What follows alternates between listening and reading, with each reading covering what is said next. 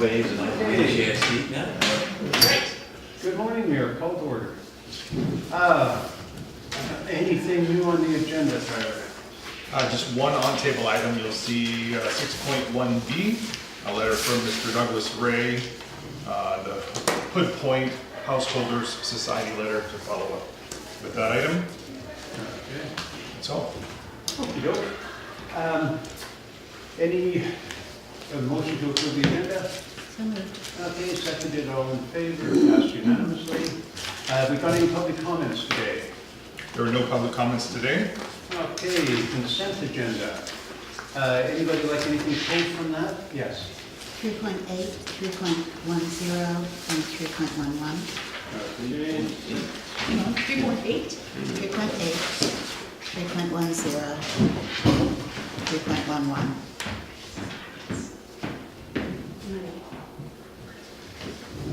Oh, my wife thought I actually needed it, did she? Thank you.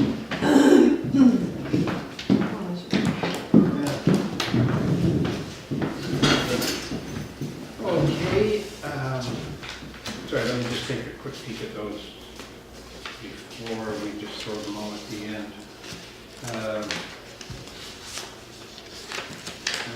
Okay. Sure.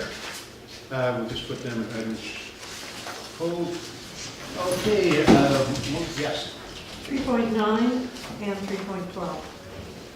Oh, my goodness, who did the consent agenda this time? I live at home. Anything else?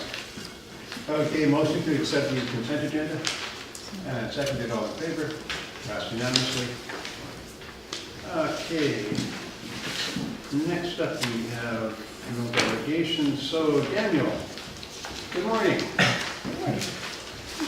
What do you got for us today?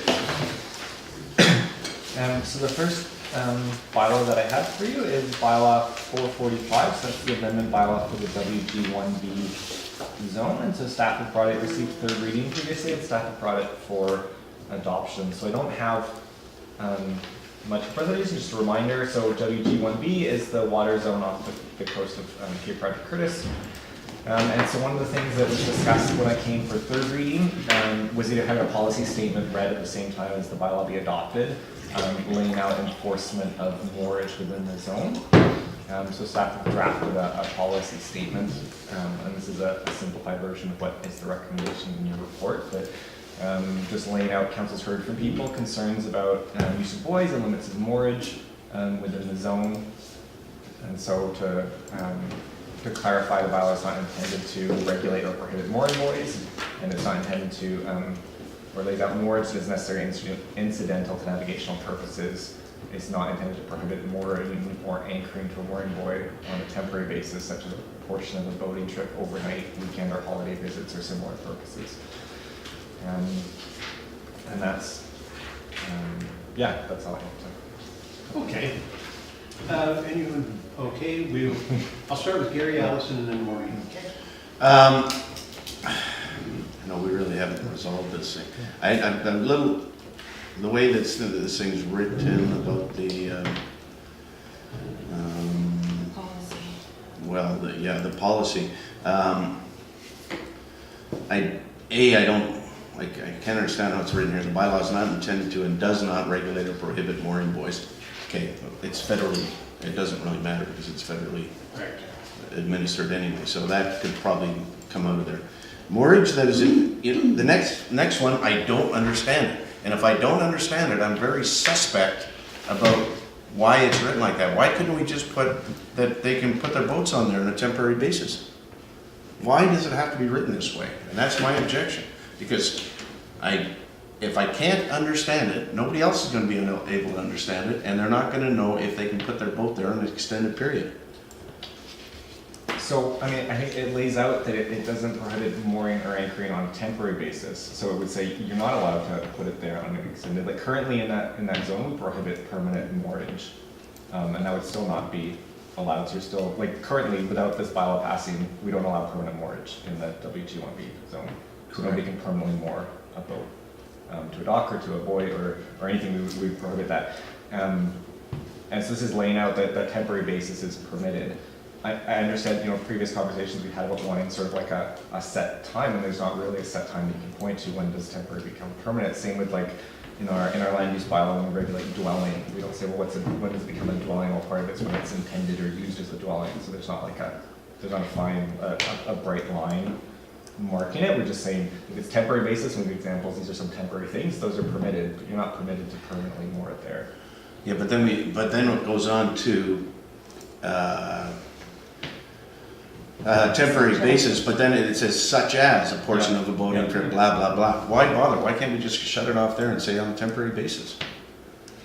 I think it's trying to provide examples of things that are a temporary basis. So before, like the bylaw just says temporary basis, and so my questions were, well, can I tie it up overnight? Can I tie it up for the weekend? So we're trying to say, yes, those are temporary. So give examples of things that, so if somebody says, well, I'm just there overnight, is that okay? We can include it and say, yes, that's, we talked about it, that's a temporary, council agrees, that's a temporary basis. Well, temporary is temporary, it's not full-time. Okay. And I think the only thing we're trying to stop is the full-time overnight people living on their boats, basically. Right. Add to your project list. Sorry. Well, whatever. Yeah. Okay, I think to put it simply as possible, I think Daniel has answered you. And he is agreeing with you, and he is saying that we have added examples. And that's, Yeah, there's not much more you can do. no, except I to- see that, I just don't know why it can't be simplified. It can't be simplified Because because of the we had legal a court implications. case where they used the argument of, why are you trying to regulate something that you have no right to regulate? You must have had something else in mind, rather than just, Yeah. So it created a ridiculously convoluted train of discussion that only somebody with many years of legal training could even discern. No, And this is our attempt to cover what the lawyer said is a loophole in law said, okay? And I don't think you can do much more than this. But let me come back to you, okay? Yeah, you know what, it's okay, don't worry about it. Okay. I'm Alice? okay with it. Okay, so I guess the dictionary definition of temporary is lasting for only a limited period of time, not permanent. So, end of story, temporary basis, period. I guess my concern is the examples are overnight, weekend, holiday visits, or similar purposes. Or a portion of a boat trip. Or a portion of a boat trip, but A all of boating those examples, except maybe the holiday visits, are all on maybe, the overnight and weekend is like a short duration. Mhm. So that implies to me that you're limiting the definition of temporary to something for just a few days. Well, holiday visit. Okay, and then I'm also, people might be, a workman might be coming. For a similar purpose. But a similar purpose is a boating trip, overnight, weekend. I just feel more comfortable with just ending in a temporary basis when looking at the dictionary definition of temporary. My other concern is I'm not sure whether there's some punctuation needed, which is to navigational purposes, which is permitted, is not intended to, so prohibit mooring. How do you anchor to a mooring buoy? How do you anchor to a It's, mooring? if you read it, it says, is not intended to prohibit anchoring to a mooring buoy. It's not intended to prohibit mooring or anchoring or use of a mooring buoy, or tying up to a mooring buoy. You don't anchor to a mooring buoy. And does not regulate or prohibit. We Yeah. prefer to say See, the way it's worded, you're Yes. prohibiting anchoring unless you're anchoring to a mooring buoy, which means wrapping your anchor around the mooring buoy on it. Prohibit mooring or anchoring to a mooring buoy. Yeah, but So if you don't want to anchor to a mooring buoy, saying that's a you stupid don't thing to anchor say. to a because mooring don't buoy, anchor you to a can't, mooring buoy. yeah, so it's. That's gotta- fine. There's So something you- missing in there, Mooring. tying up to a mooring buoy, or just mooring or anchoring, or Yeah. mooring to Not a mooring intended to buoy. prohibit mooring. What's or the anchoring definition of mooring? To a mooring buoy. We have a definition in our land use bylaw. So are you saying, Allison, you prefer it said to prohibit anchoring or mooring to a mooring buoy, like to switch anchoring? Well, I don't know mooring? if, but if the definition of mooring includes anchoring, I didn't look that up. Well, But you, the way it's Yeah. worded right now, you're not prohibiting anchoring to a mooring board with, because you haven't mentioned anchoring on its own, it's implying you're prohibiting anchoring. No, it's not, we have nothing to do with anchoring. That's federal. I know that, but we're back to the definition of incidental to navigational purposes.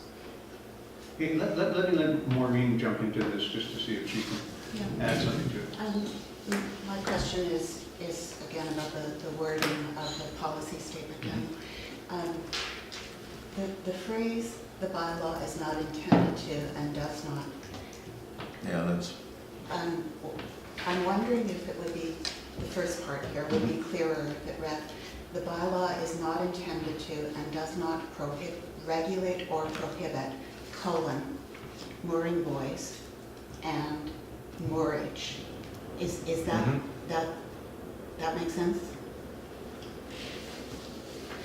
My Yeah. problem is Yeah. that after the colon, you don't have parallel structure. You've got, it is not intended to and does not regulate, and you've got, it is not intended to and does not moorage, Yeah. which doesn't work. So the suggested amendment here is, "The bylaw is not intended to and does not regulate or prohibit, bullet point, mooring buoys and moorage." Yeah. Yeah, okay. And then the second bullet point, what I would suggest is, given that new stem, that it be reworded as moorage necessary or incidental to navigational purposes, that is not permitted. But that's permitted. That is permitted, sorry. Yeah. That's a separate bullet point. No, Or you define moorage that is necessary or incidental to navigational purposes, which is a permitted use, is not, means, for the purposes of this policy, means. I don't know, the whole thing's. it needs, needs sorry, I something, haven't right? figured out the second point yet, but if you're okay with the first, Okay, Great. and my second comment, which I didn't get to make, Sorry. was policies are usually put in a policy format and numbered and, you know, a resolution that we adopt, policy blah, blah, number such and such, titled, and then it's in a proper thing and adopted at council and put on the policies page. Well, this is, Is as this Daniel one- calls it, a policy statement. Normally, our policies themselves are more fleshed out.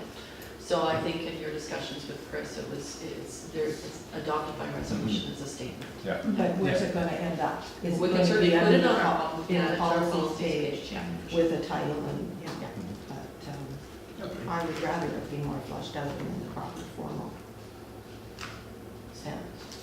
That is my second. Can I just, Okay. No. One second. I want to go to Melanie first. I want to try to keep this as orderly as I can. Melanie? Before we get into the wordsmithing, I just had a quick question. Could you remind me what is under federal jurisdiction?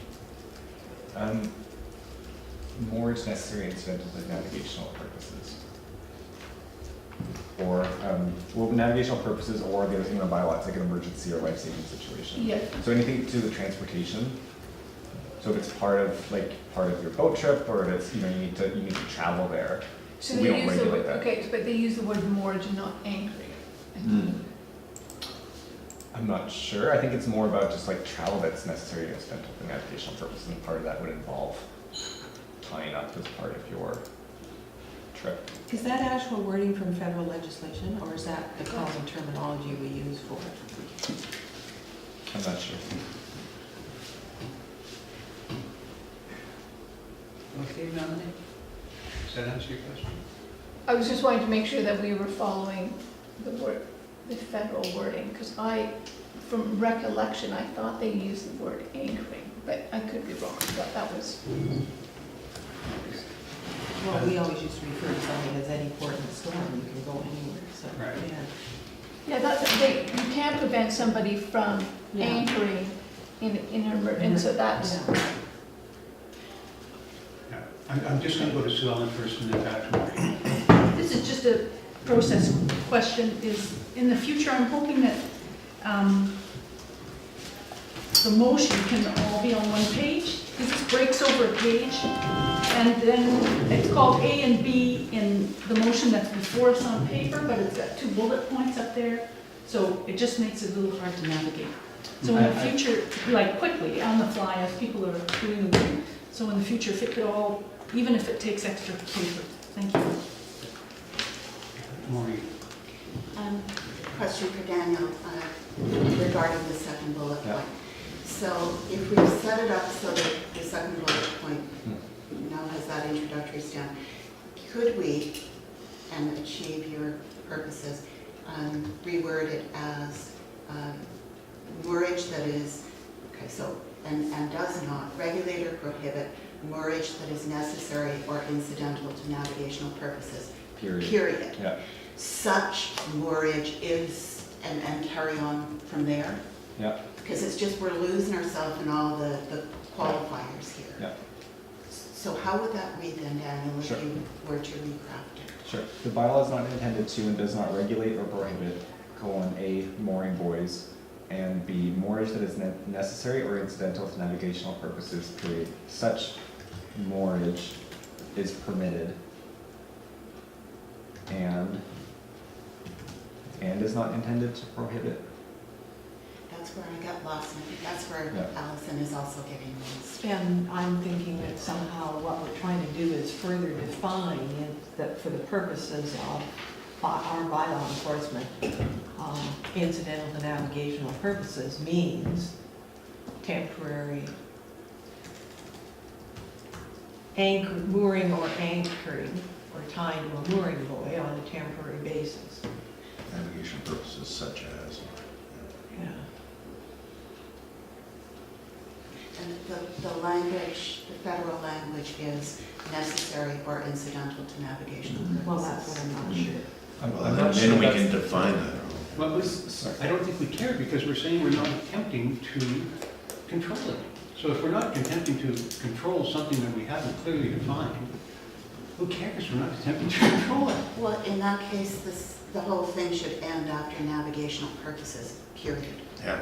and just lose the rest of it. And if it has to be brought up in conversation, because somebody is asking for more, so be But it. the Could question we not put that in is, the what policies? does incidental to navigation mean for the purposes of our enforcement of the bylaw? And that is going to be interpreted as only tying up if you've got an engine problem or there's no wind and you can't sail and you don't have an engine. By some people, and by others, they want to know clearly that they can have a mooring buoy in front of their place and they can tie their boat up to it for 2 weeks.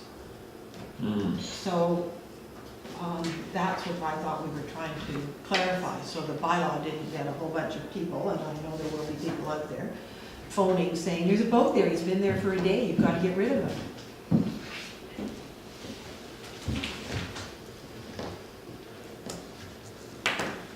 Well, then, navigational purposes, period. This policy is not intended to prohibit mooring or anchoring to a mooring buoy on a temporary basis such as blah, blah, blah. This bylaw? This Policy bylaw, statement? Sure. Say that again. I think you've got it. This Yeah. bylaw is not intended to prohibit mooring or anchoring, blah, blah. Okay, but you got to fix, you don't anchor to a mooring buoy. Tying up Okay. to, Well, can we go prohibit anchoring or mooring to a mooring buoy and just change the order of those? yes. What was the definition of mooring? You can't, I just looked at anchoring and that does not work. No, but mooring is. Moorage means the tying of a vessel to a wharf, buoy, or a similar object that is anchored to the bed of the sea. Yeah, that's mooring. Yeah. That's moorage in our land use bylaw. So it's not intended to prohibit mooring to a mooring buoy. So prohibit anchoring or moorage. Or moorage, Or tying to a mooring buoy, which is, Yeah, okay. we No, I like don't that. define, do we define mooring or just mooring?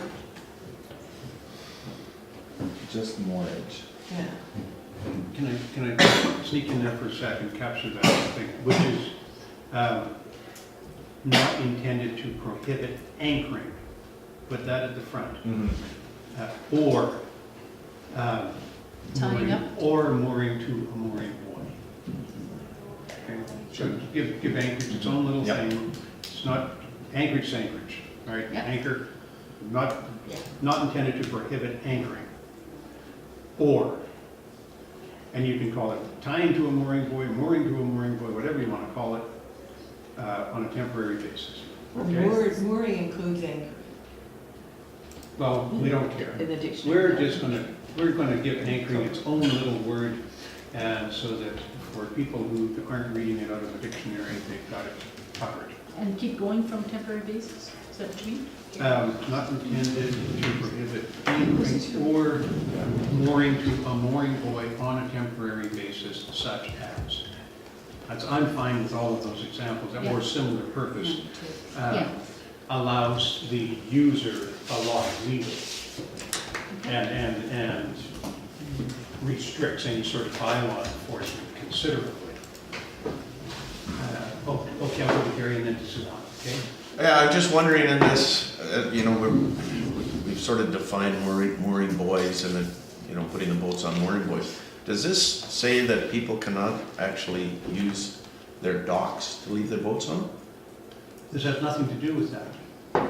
There are no docks under the bylaw. The docks that are there are grandfathered in, and they're Yes. not controlled by the bylaw. So it has nothing to do with existing docks. And doesn't purport to. Well, Docks that are there are well, there. mooring would pick up, talk about conduct your dog.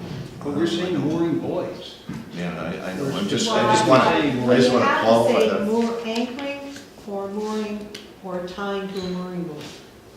Because mooring in the Mooring definition. is tying to, if you want to throw that one in too, it doesn't hurt. Okay, so mooring or tying to a mooring buoy. Sue Ellen? I'd like to move the motion and I can read it. if you like. Before you move the motion, I'm asking that it be severed into two. Okay. Let's do the seven first. Okay, so the bylaw, recommendation number one is what you're getting at, Allison, is recommendation one, Yeah, there's two recommendation two. recommendations. So let's first of all vote on recommendation number one. I'll move it. Okay, do I have a seconder? And any further discussion before I call the question on recommendation one only? Okay, all those in favor? And those opposed? And those opposed would like to note it, I assume? Yeah, I think that's your bylaw procedure. Okay, it is done. Now that it is severed and we're on to number two. For the sake of the audience, that was the reconsideration and adoption of the bylaw itself. Okay. And so, number two, so the first two paragraphs of that we have no problem with, right? So, given that people are watching this and will not have an agenda in front of them, I Okay. think, I would you like think me to Sue read Ellen would like these to read it. things and. What we just passed was that bylaw 445, 2017, cited as Bowen Island Municipality Land Use Bylaw number 57, 2002, Amendment Bylaw 445, 2017, be reconsidered and finally adopted. Okay, so that one is passed. Now, do you want to make your motion on the next one? Sure, that whereas in the course of considering bylaw 445, 2017, council has heard representations from the public regarding enforcement of the bylaw in connection with the use of buoys and limits on moorage set out therein. And whereas council wishes to establish a policy to help guide staff in future enforcement of the bylaw and make it clear to the public that the bylaw does not in any way intend to limit constitutionally protected rights to moorage, now therefore be it resolved that in future enforcement decisions related to bylaw 445, 2017, the bylaw is not intended to and does not regulate or prohibit mooring buoys. You left out the little a. No, yeah. Do I have Regulate or prohibit A. a, okay, there's no A Mooring on there, buoys. this is my point. oh, There's an And A on my agenda sheet.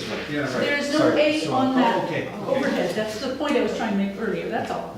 Well, So I wasn't sure whether we're using it, okay. B, moorage that is necessary or incidental to navigation purposes, period. This bylaw is not intended to prohibit, anchoring, No colon. okay, that's one. Prohibit anchoring or mooring to a mooring buoy on a temporary basis such as a portion of a boating trip, overnight, weekend or holiday visits or similar purposes, period. I'll I second that. think we've got. No, we haven't. We had a seconder. Okay, well then I will move an amendment Okay, that we say to prohibit mooring, Anchoring. anchoring, and tying to a mooring buoy. okay, and then carry on with on a temporary basis? Yes. Yeah. So Allison, what are you including then in mooring that's not? Well, mooring means tying to a dock That's it. or a mooring buoy. So the docks that are there, There, right? but the docks are allowed. I The don't want docks are allowed. somebody arguing that they can't use them because we've prohibited, we've only allowed. Right, and I would say the uses are continued, right? They would be Grandfather. grandfathered regardless, the use of the docks. So would be this is That's just what I heard, guidance but it for is. policy, it's a policy, and it's, what's wrong with making it very clear to those that are, you know, never going to want to see those docks being used? No, okay. I want to jump in here for a second, because what we're talking about is mooring buoys, not mooring to docks. The whole purpose of this policy statement is to address mooring buoys, not revisit what would Well, happen. then use if the there word was a- moorage, don't use the word mooring. Mooring, this is tying to mooring buoys, The or word, anchoring. the You- word you- was used mooring to a mooring buoy. Exactly. And Somebody moor- read that as the definition. But that means by exception, you've only permitted anchoring and mooring to a mooring buoy. Yes, By the specificity in the wording, and the courts have held in tax cases definitely that if you, the specifics apply and overrule the generality. yes. So, Anchoring, mooring buoys, all we're talking about. but the generality is the general definition of mooring, and because you specifically said anchoring and mooring to a mooring buoy, you've left out the ability to have the general definition of mooring be applied. Yes, And that means, and somebody reading that would say, well, then they can't moor to a dock. yes. But they should be able to moor to a dock. There is no docks. There are three. Those docks are not covered by this bylaw. They're not covered. By bylaw 57? No. The dock is, but I don't know about the use. Yeah, that's correct. So- Anyway, I don't know I'm if not you, going to- why can't we just put it May I in? get clarification? Did you move an amendment? No, that's what I said. I said I would just say mooring or anchoring and tying to a mooring buoy. Okay, so let's first vote on the amendment and then vote on the original motion. Do you have a seconder for the amendment? Yes, I should second that. Okay, all those in favor of the amendment? Those opposed? Okay, the amendment is defeated, so we are back to the original motion. Tyler, can you read the original motion, please? We can- Would you like me to read the entire or start at in future? Read the entire thing. Sure. That whereas in the course of considering bylaw 445, 2017, council has heard representation from the public regarding enforcement of the bylaw in connection with the use of buoys and limits on moorage set out therein. And whereas council wishes to establish policy to help guide staff in future enforcement of the bylaw and make it clear to the public that the bylaw does not in any way intend to limit constitutionally protected rights to moorage. Now therefore, be it resolved that in future enforcement decisions related to bylaw 445, 2017, the bylaw is not intended and does not, A, regulate or prohibit mooring buoys, No, stop. Pop the regulate or prohibit before the colon. So that goes up there. Does not regulate or prohibit. Oh, then the colon's not there. No, And then does take not. it down there. Take out the colon, regulate or prohibit is added. So that's one of what we Keep the mooring. Okay, and then A becomes mooring buoys. Well, there's the B. And then It's E coming. becomes mooring Just a minute. Can you go back to the end of the whereas? Yeah, we'll just, yes. we'll do it now. Now therefore be it resolved that in future enforcement decisions related to bylaw 445, 2017, that bylaw is not intended, the bylaw is not intended to and does not regulate or prohibit A, mooring buoys, and B, moorage that is necessary or incidental to navigational purposes, This bylaw is not intended to prohibit anchoring or tying to mooring buoying. I may have Mooring to a mooring. mooring to a mooring buoy on a temporary basis, such as a portion of a boating trip, overnight, weekend, or holiday visits, or similar purposes. Okay, and we have that passed and seconded. Any more discussion before I call the question? Gary? Well, I quite agree with Allison that, you know, bylaw 57 controls the dock part of it and the prohibitions. This is a use prohibition, and I don't think it prohibits the use in that zone. So I don't know why we can't put moorage in there, but anyway, it's a done deal. Yeah, I think. I'm stuck in a rock in a hard place. I'm not happy with this policy, but it's better than nothing. So I will be voting for it, but reluctantly, and I might be bringing back other suggested changes. Yeah, just, I've listened to this conversation going around, and the idea was to provide clarity as much as possible. And probably it wouldn't hurt for anyone listening to us just to consider the original intent of why we introduced this. We did it, I think, to close up an argument that was put forward successfully against the council in a previous dock application. That, I believe, is the reason. So the question is, does this do what is intended? Because if not, we've had 4 readings, 2 public hearings, for darn little avail. Because it frankly tells the world what's not applicable, which would actually be obvious in much shorter form. But we've gone through this whole process to get there. So the question is, does it actually answer the original question?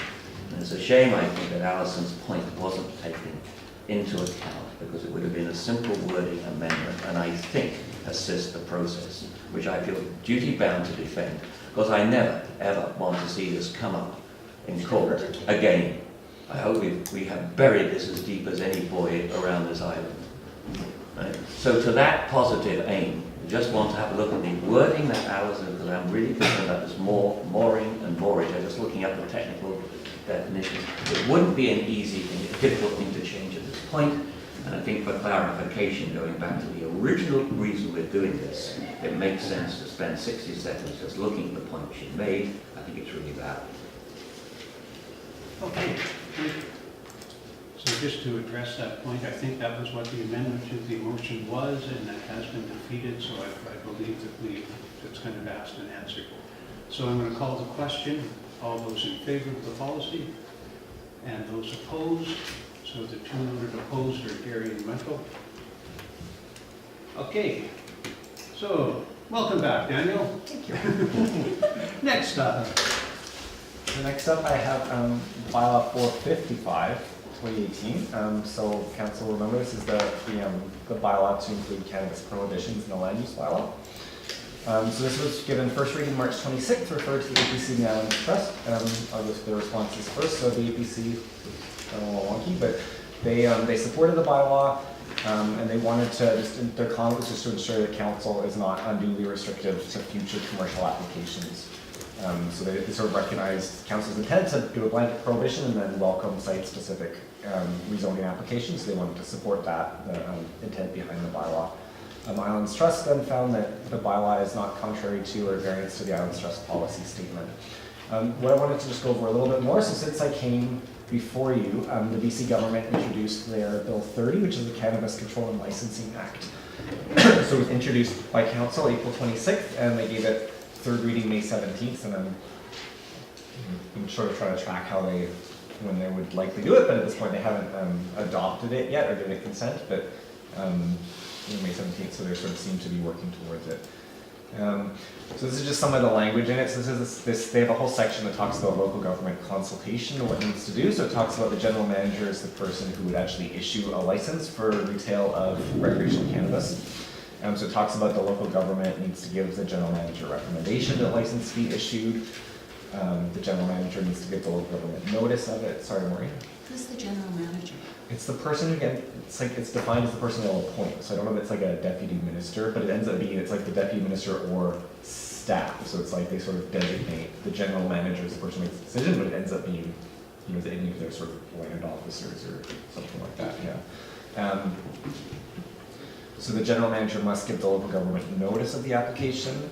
And then it talks about when the local government gets notice of an application, they must take into account prescribed criteria that sort of get fleshed out in regulations.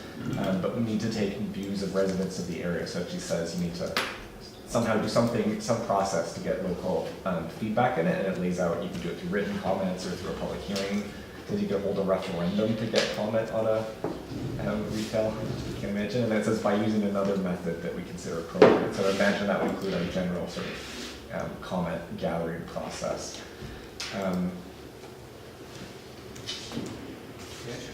Yeah, so it sort of leads towards a veto of local government, but then sort of our legal review says there's a couple areas where still it could be narrowed so that it doesn't necessarily. So when it even talks about a prescribed class of license, you know, it could be, they could further refine the bill or through regulation or something where it ends up, you know, it seems like right now the intent behind it is, okay, the local government says no, that it wouldn't happen.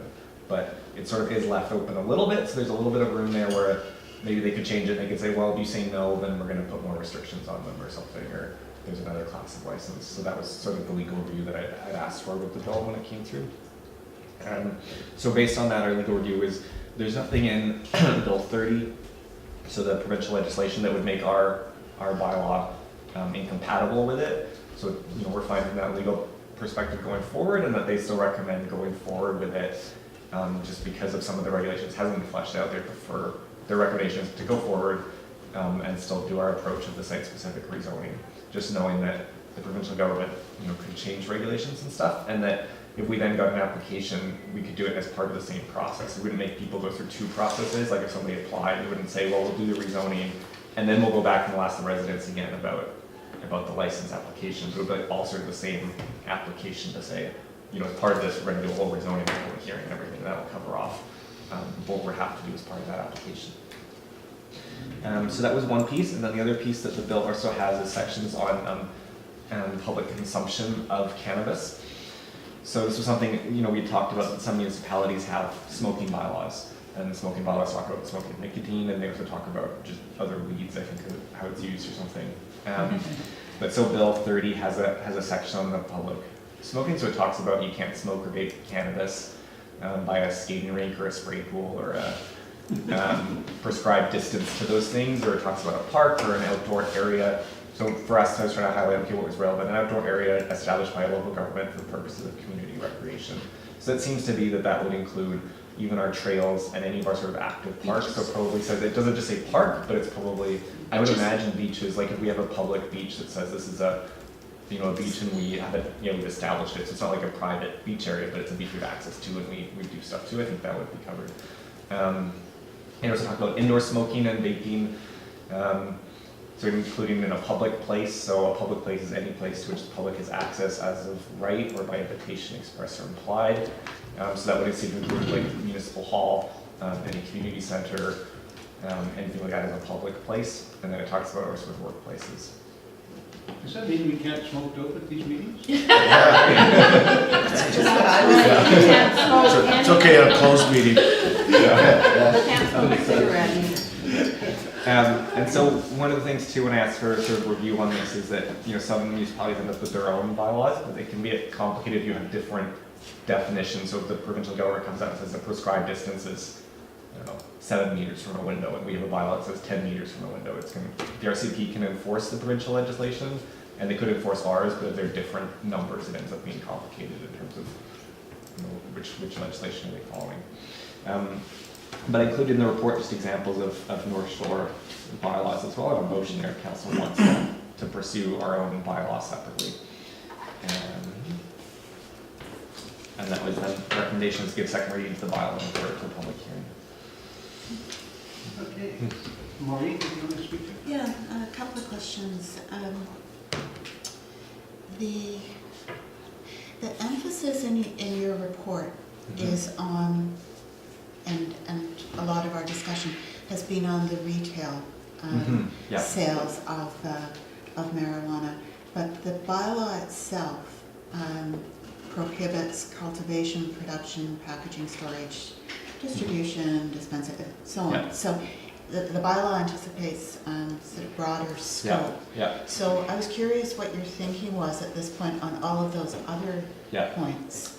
I mean, it sort of leaves it open too that it would again be a rezoning, except that if you're on ALR land, then Right. I would imagine the ALR hasn't specifically come out and said, like, they've come out and said medical marijuana is a farm use that local governments can't prohibit. And I would imagine they'd be doing the same thing. The same logic would apply for recreational, you know, it's the same crop you're growing, it's just a different use. So I'd imagine the same thing applies, that in ALR land, that people could grow and could harvest, and I think they can do production as well as part of that farm use. But if somebody elsewhere on this land zone for agriculture would have to then be rezoned to grow cannabis as a crop. Okay. And then my second question, we've got these provincial, the provincial statute here that Mhm. has to do with enforcement. You said that the RCMP could potentially enforce that. Would our bylaw have any role in enforcement? That's where I'm not clear. I know Allison had asked a similar question. I wasn't able to talk to Bonnie. So you'd like to know if we had our own bylaw and it had like a ticketing method our bylaw officers could enforce. I'm not clear that we would if it's a provincial legislation. Like I don't think we enforce other provincial legislation as a bylaw officers, no.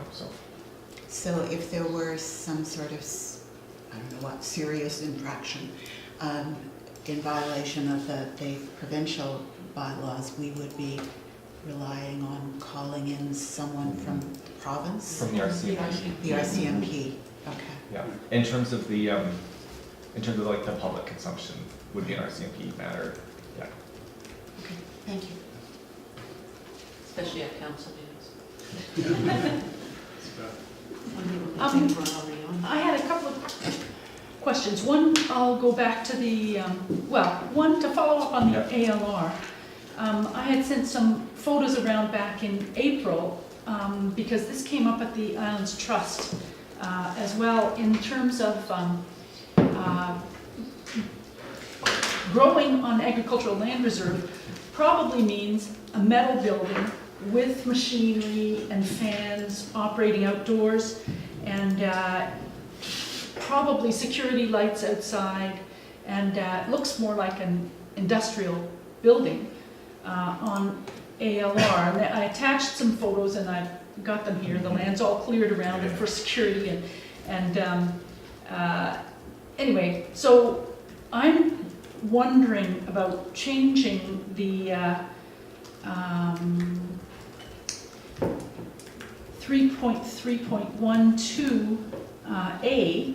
We say the cultivation, currently in the draft bylaw, the cultivation, production, packaging, storage, distribution, dispensing, trading, or selling of cannabis is prohibited in all zones except A, as a farm use within the agricultural land reserve. We're presuming that the ALR, or the Agricultural Land Commission, is going to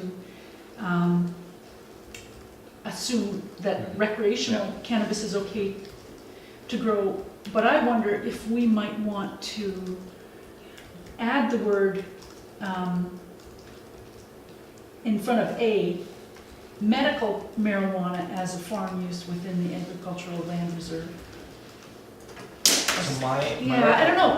Anyway, I'm just wondering whether we might want to retain the ability to prohibit recreational cannabis production on agricultural land reserve.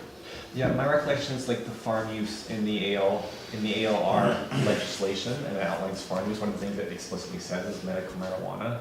Yeah. So in that case, it sort of captures a farm use, and then we're saying, okay, well, if they change it as well to say farm use is cannabis, like they would make that change, and then it would be captured as a farm use, because we can't prohibit anything that's a farm use already, and sort of this is sort of being clear to people that, okay. Right, okay, allow- all right, Yeah. okay. And then my second point, if you want me to go on, it's a different point.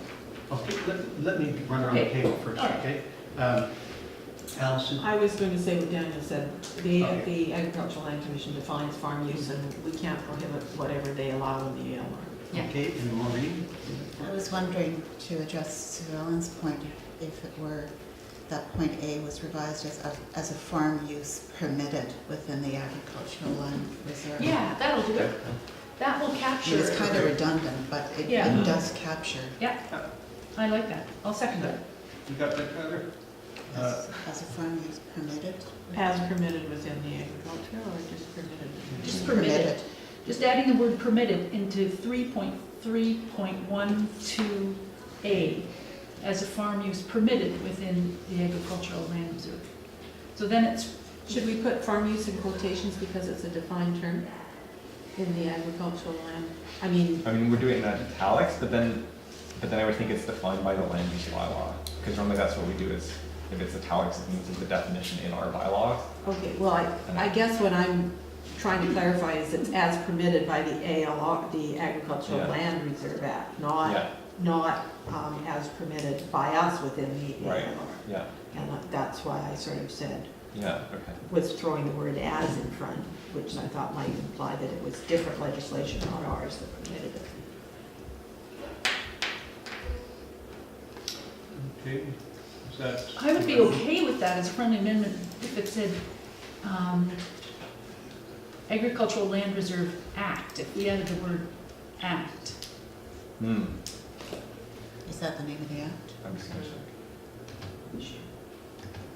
Permitted by the Agricultural Cultural Land Land Commission? It's the Agricultural Land Commission. Yeah, let's do that, as permitted by the Agricultural Land Commission. Yeah, So reading as a farm use within the ALR as permitted by the ALC? as a farm use permitted by the Agricultural Land Commission. I guess we'd have to But say we still need within the within ALR. ALR. Yeah, But the commission is, carries out the mandate of the act Yeah. itself, so I think we're better off referencing the act rather than the commission itself. yeah, Mhm. yeah, if you can find it in the Yeah, act, that's probably. Well, the act, there's the right to farm legislation too. Yeah, there's a couple different acts they Yeah. refer to always. Like there's an ALC Act and ALR. I mean, this is a debate Regulation. that's going on in a number of communities where I think people are building on farmland. It may not be ALR, but it's land that's zoned for farming, and saying this is a farm use. I think that's But it's, yeah. Maple Ridge or Pitt Meadows issue. Okay, I would be fine with saying as a farm use permitted by the Agricultural Land Commission within the Agricultural Land Reserve. I think that's clear enough for this reading Yeah. and for this state of the evolving legislation. Mhm. Yeah, Um, sure. We can And then it consider gives us a chance to rezone if needed, or discuss it in a public setting. It gives the public a chance to comment, so, Yeah. okay, that's my, if people are okay with that, then that's my motion. Did you catch that, Tyler? Sorry, I'm just trying to find it Yes. within the document, so. 3.3.12, Yeah. A, That's- as a farm use permitted by the Agricultural Land Commission yes. within agricultural land reserve, within the agricultural land reserve. Or if we say the ALC Act, I'm just looking at their website here, Act, Regulations and Policies, because it could fall under any of those. You found it. Okay, It's the Agricultural Land Commission Act, but then they also have subs with regulations and separate policies as well. As a farm use permitted by the Agricultural Land Commission Act, Act, regulations. regulations and And policies yeah. within the Agricultural Land Reserve. I would say within the agricultural land reserve, because, Well, there, if it's Covered by there, the, should be it covered. is any, I mean, it's, okay, I just was wanting to make this clear to the public, because Yeah. part of this is I mean, communications. I like having that because I people think will we say, need well, to the be on it. ALC permits it, and I'm Okay. zoned for farm, even though I'm not Yeah. in ALR, I don't want to get in that Yeah. splitting, but okay, Yeah, got it. Just one question to ask. Lots of municipalities are going through exactly this exercise. Yes. And I just wondered whether there is any cohesive approach where you talk to your colleagues and some other similar municipalities. We seem to, we're all, many of us are writing very similar bylaws. Yep. I do hope there's an opportunity to look at and swap. So I'm sure some best practices and great ideas will come from the others, just as they would welcome ours. I just wonder what the process is. Because if you imagine you're the provincial government, you look at all these municipalities and they've all had a stab at this. And some of them will do it brilliantly and some of them will just do it quite simply or whatever. It's going to be a bit of a they are a mess, and I just wonder where there should be some essential common approach to this issue across the municipalities. This approach seems fairly common. And you can reference that, can you? You've got other Yeah. people, you can reference what Yeah. others are doing. Yeah. Mhm. Yeah, You and copied to Fino, right? yeah, I copied Tofino in the first one, and then like I have several others in my folder, and I think partly because this newest, like the actual provincial legislation just came out, and so other ones are gonna, we'll probably see more coming out. It'll be refined, I would think, right through until we give a third reading. So, Yeah. yes, that's Yeah. fine. Okay. So what Gary, I've- you had your, Gary, you had. Yeah, it's just, I think it's understood that the Agricultural Land Reserve and the commission will control that. So I don't know why we have to put that in there, but backing it up wouldn't be a bad idea. No, doesn't hurt. We can make that change by resolution, and then we'll read the bylaws amended. Okay, well, I moved it, that change. Did you have a comment? I wanted to have a brief discussion about the consumption of cannabis in public. Yeah, that's next, if we could, I think, So I'm happy to wait if you want to tie up the agriculture, but I would. Yeah, let's tie up. Yeah, if we could just 33, adopt that as a 12A resolution. first. yeah. yeah. Okay. Tyler, do you have that? Yes. So I moved it, Maureen So seconded it it. would be bylaw number 455, be amended, section 3.3.12 be amended, A. should read, and then title, and then you just put the changes. Okay, so what's the change gonna be? As a farm use No, I'm permit. asking Okay. Tyler to read. Right. it. As a farm use permitted by the Agricultural Land Commission Act, regulations and policies within the Agricultural Land Reserve. Okay. Absolutely. Okay. Yeah, Beauty. So can we vote on this guy? Mhm. All in favor? Okay, it's passed unanimously. thank you. Now, Melanie, just a quick aside, the consumption of marijuana on Bowen Island when it is legalized is a different issue than this, is it not? But there's a portion in this, in the report that I wanted to. Yep. It's not in the Okay. bylaw. It's nothing to do with the bylaw, it is part of the report. Yeah, And there's a suggestion that we wanted to move forward, that the suggestion is, there's a suggested motion that council directs staff to draft a bylaw regulating the smoking or vaping of nicotine, cannabis, or other substances in public areas. So my question was, if we were to direct staff to do that, would that come along with a more in-depth report? Is there any more information on the subject? Do you think that, if you went that route? Because I'd just be interested to find out more about the pros and cons Yeah, for our community. So yeah, I mean, is well, there more information? after it came for first reading, it was something council had mentioned and seemed like interested in pursuing, and so Bonnie and I had done some work on thinking, okay, what would our regulations be and what do neighboring communities have, and that's where it's sort of, in the report, there's a bunch of North Shore ones that all have, and I've noticed a bunch that look almost, like I feel like somebody has a model bylaw out there Yeah. somewhere, right, because it all seem pretty similar. Okay, yeah.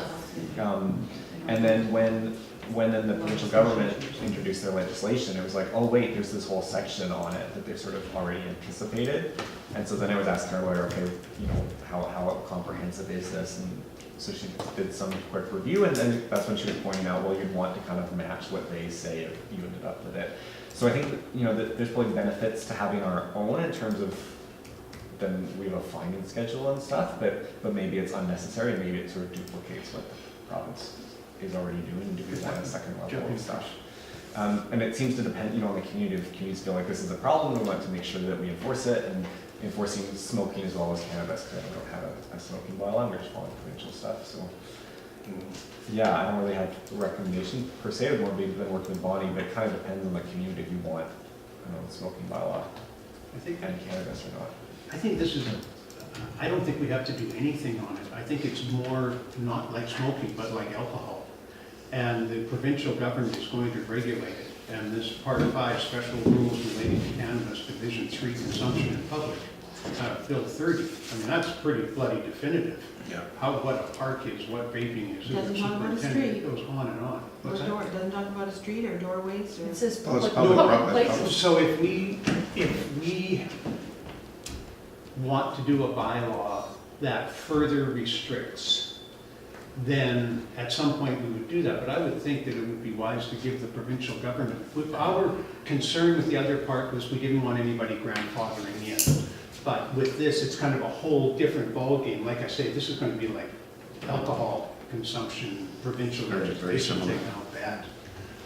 I'd be surprised if it wasn't, so I don't know if we need to be proactive on it until we see what the They project come up does. with, yeah. I'll go to Sue Ellen and then back to nominations.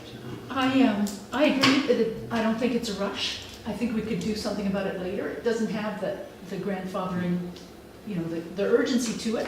And, but I did want to bring up the fact that several times, I believe we've talked about in extreme fire danger, the idea of no smoking island-wide. The announcements on the ferry, this is something that some of the Gulf Islands do. So before and if we go forward with any further smoking regulations of any kind, I would like to get input from the fire chief. So I just don't think it's the right time to do this now. But I do point out that those, some of the Gulf Islands, the San Juan Islands use, they just put up signs saying no smoking outdoors island-wide but as a fire control measure. That's We do that too. But we'd never be able to enforce something like that on land, that's not ours. Yeah, But I think signage is good, and yeah, we do Yeah. that. I think it's just a way, Education. an education Yeah. thing to prevent people throwing their Yes, butts out the exactly, window yeah. when they're coming down for the first time. Yeah, but meanwhile, we've got the ferry captain who does that anyway, so I don't know what we need. But that would be the urgency that I would see, and I agree that we don't need to deal with that now, especially with the planning priorities topic on the agenda further down. Okay, can we follow the wrap on that one then? Perhaps I just would like maybe just ask a request that we just, if we could just be kept abreast of how this, you know, develops as it goes through. Yeah, like I'm sure, probably before public hearing, like when they adopt the legislation, we'll be doing a more fuller thing to see, okay, did anything change, and are we bringing it back? Yeah, and what you have that information before public hearing. Have we not passed this yet? Certainly do. Yeah, we You passed the The amendment. amendment, It's now the we've got to amendment vote on of the the bylaw itself, and give it Mm. second reading as amended.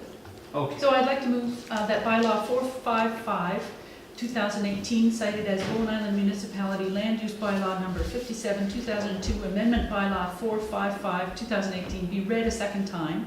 As And- amended. As amended, thank you. And that council refer bylaw 455, 2018 to a public hearing. Yeah, that's it. Okay, seconded, all in favor? Done deal, unanimous. I think there's some misinformation out in the public at the moment about what this Yeah. bylaw is intended to do, and it probably would make sense to also refer to the communications team for some sort of work. I can imagine using our mascots to explore the, Sure. Okay, do we need anything? We don't need anything. I would really, Tyler and I have talked about this, any direction, we're gonna be enforcing this at committee level as well, it needs to be done by resolution. So, Okay, so yes, please, a resolution. what's your resolution there, Ronnie?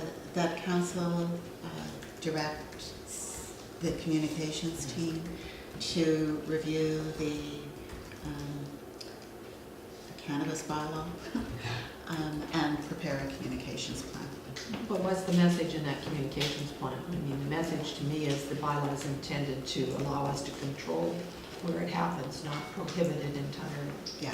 Yeah. So we would, Definitely. we'd articulate that as part of the communications Yeah. plan. Yeah, so it's articulating the intent of the bylaw. Yeah. So maybe rather than you say to publicize the bylaw, the intent of the bylaw, you just. So we can say that the bylaw be referred to the communications team to, Articulate the intent of the bylaw. yeah. Mm, yes. I'll second that, if Maureen's. I'm fine with the amendment. Okay, all in favor? That is passed unanimously. Okey dokey. Now we're moving on to Bob Robinson. Come on down, Bob. Maybe we can do the item I pulled at the same time. Sure. Yours is, what is the number of what you're talking about?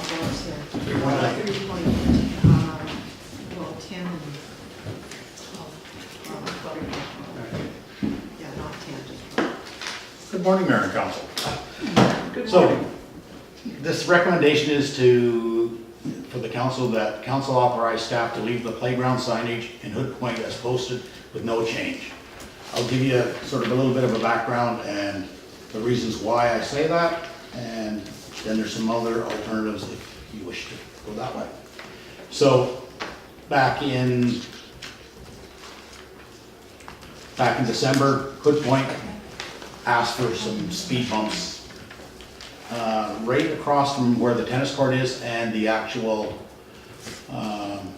the access to the beach there, Kate's Beach. So what I actually did was I put 2 playground zones, or signs in that zone to slow people down, rather than changing the speed limit, because a playground zone means 30 kilometers an hour. Put up a speed sign, and if you look on the second page, The speed sign's the little reader thing. the right? flashing. Yeah. So what the speed sign does is it'll tell you your speed when you hit it, or not hit it, but actually get a hold of it. Side by. And then as you slow down, it actually records you slowing down. So if you look through the stats, Yeah, it records how many times how many people have actually slowed down, it calculates how much you've slowed down by. So, It was only in one direction, right? yes, it can only do one direction. So scary enough, there was over 7,000 people in a month, less than a month and a half of cars going one way in Hood Point. And what month? A lot of people going to get milk, I guess. So most people go by the 85 percentile of speed.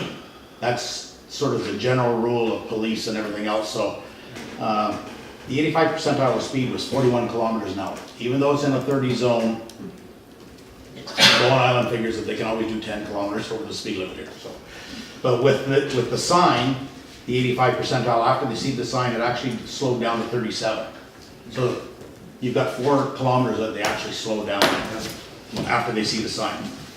And then below that is just tells you how many cars are doing what in the categories.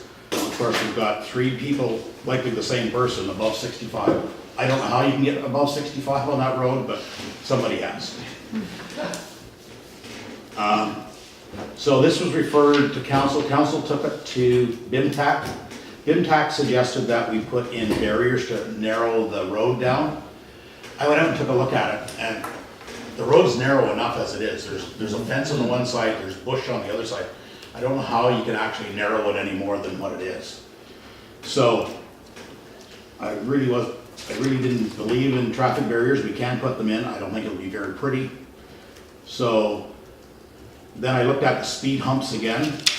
They're about, and they won't be, I know the letter asked for concrete speed bumps, they'd be asphalt speed humps.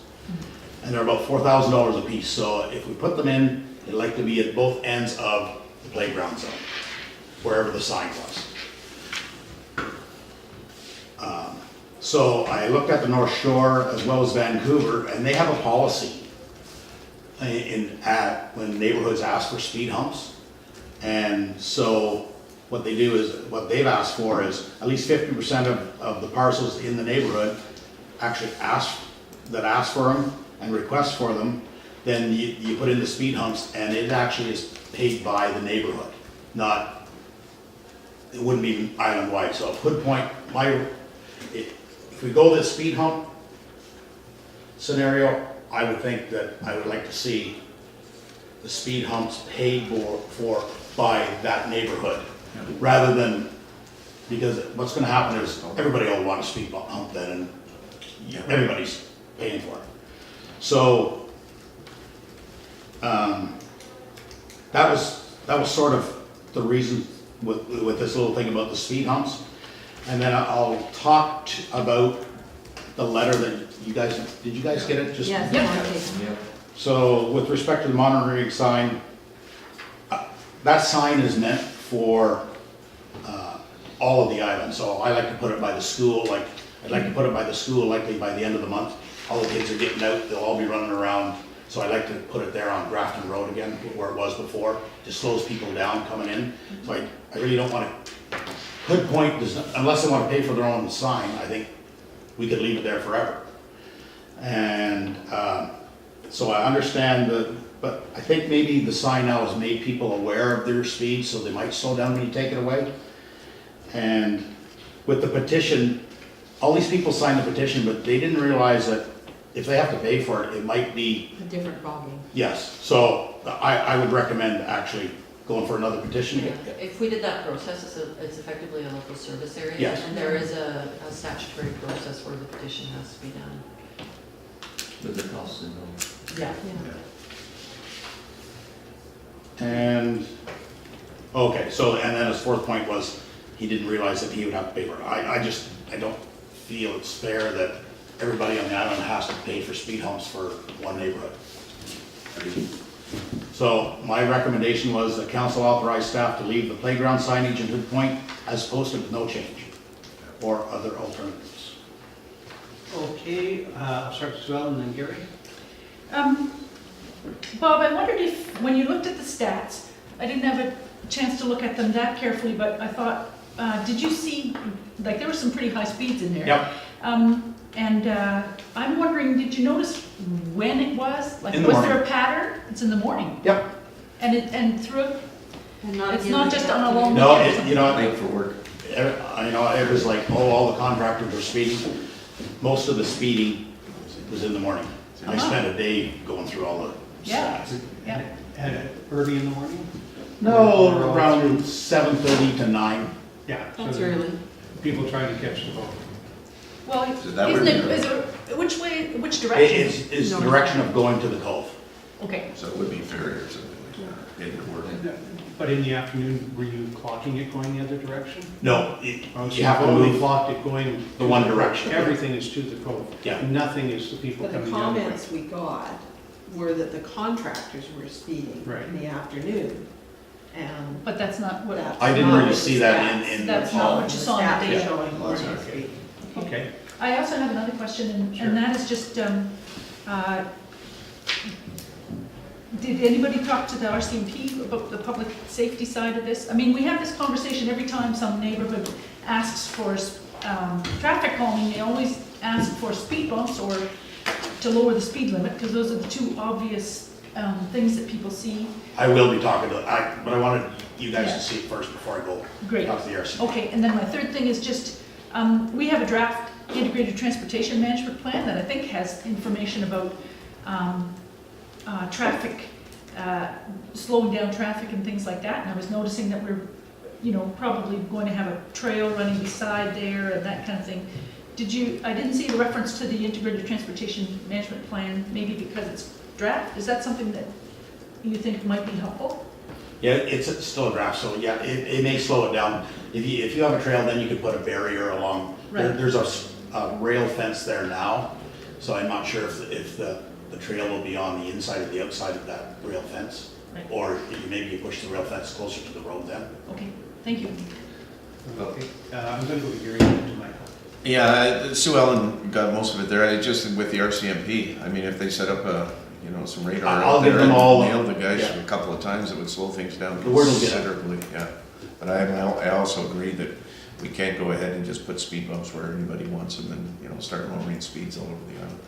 I mean, there has to be some kind of responsibility or education that goes on in the process, that's all. Yeah. I'm going to go to Michael and then. But what does it cost of one of these machines that Yeah. gives people their speed? The sign is around $3,500. And you just have one for Yes. the, For the island. okay, there's a question. So one of those is 3,500 and to put an asphalt speed bump is Around $4,000. $4,000. That's interesting. But it might lose its effectiveness over time. People Yeah. are good looking at it. Yeah, well, I yeah. noticed it only Sun. lowered the speed by four Yeah. kilometers per hour or something. Yeah, okay, I'll go to Allison now. So playground signs are dawn to dusk, right? Mhm.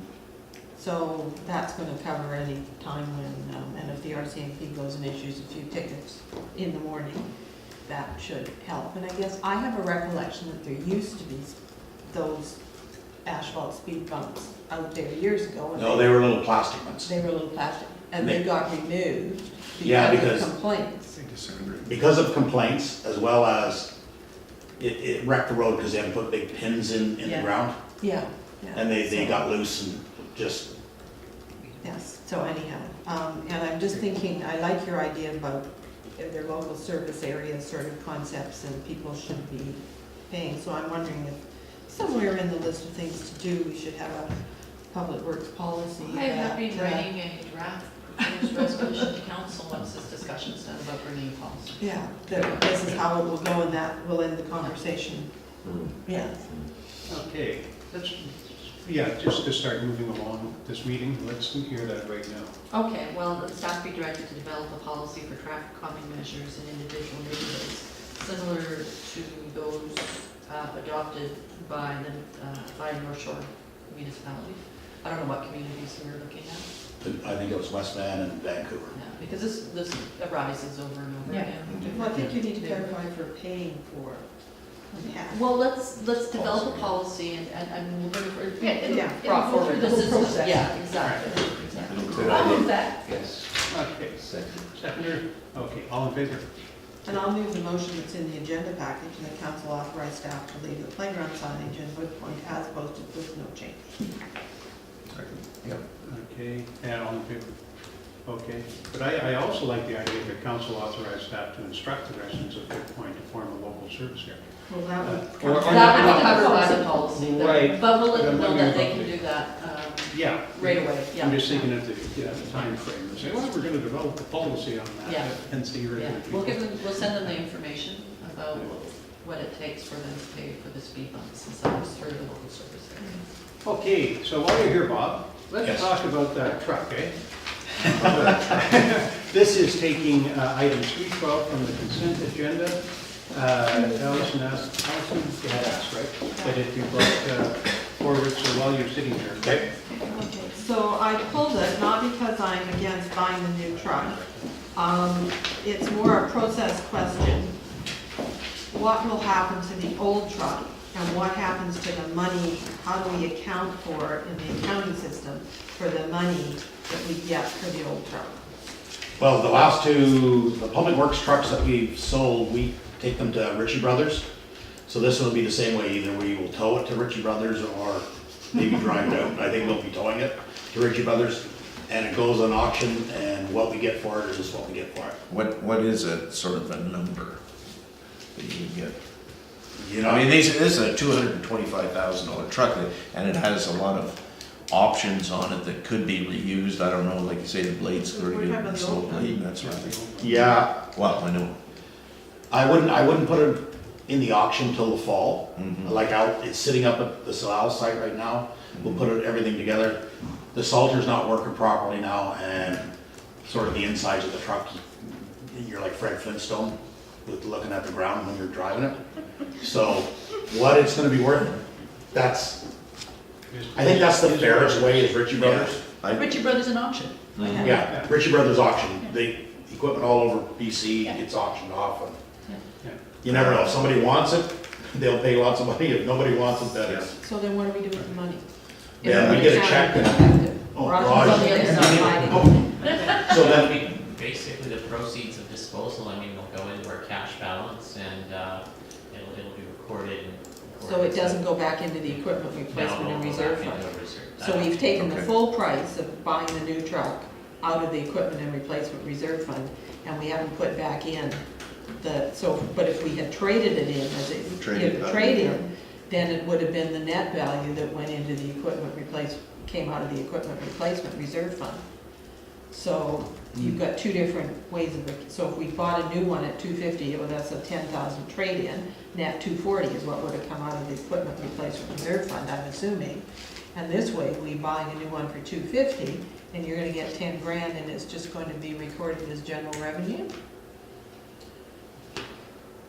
You would basically be recording a loss or gain on disposal Yeah, based on the acquisition, but you could put the cash proceeds that you do receive for that into the reserve. back into the Yeah, equipment you replacement put reserve the fund, cash which I think proceeds is the back right into the equipment thing reserve. to do, so you're Right. treating a purchase with a trade-in the same way as a purchase and then a subsequent auction. Sure. Yeah. We That's don't- all because of a casual question Gary asked on the But page. we don't have to do anything on this. No, right? I mean, this it's is not, something yeah. for our. For staff. Just an Yeah. internal Yeah. accounting Yes. process. But we, again, I want to try to move things along here. So I'll move. Absolutely, the only point is, we do dispose of these pieces of equipment that are worth a lot of money, they're huge capital costs. And I'd just like to see some kind of progression about where they are and how much money we've got Yeah. back at some point in time. I think- And in the report that we will dispose of it and the monies will go into such and such. See, like our little Ford truck, the one we sold to Public Works, it went to Ritchie Brothers, and I think we got, it was around $10,000 or $11,000 for it. I was quite Lots of money. surprised. Yeah. But the next auction could be Yeah. 5,000. Yeah, recognize it. Yeah, I'd just like to see some kind of progress on that report. Okay, so I'll move the motion, which was that council award the supply of one 5-ton single axle 4x4 dump truck mounted with winter equipment to Harbor International Trucks Limited / Drive Products with a total purchase price of $225,500 plus taxes. Yep. Seconded, all in favor? Passed unanimously. Okay, thank you, sir. Thanks, Mark. Next up, we have Daniel back. Okay, Well, can I ask a question? Am I missing a whole bunch of pages? My page numbers all of a sudden We're go at from 6.2. 231 Yeah, to there's something in front of you. 601, but I didn't. that's a long speed traffic There's report. there were 371 pages of traffic data. You didn't read it? Good reading, yeah. Well, I thought it was a lot, but I didn't know how many. I will just ask Paul. A summary page would have been helpful. So he did The one summarize it. provided, yeah, the one provided, yes. Okay. Yeah, sometimes I feel guilty about the length of my reports. That's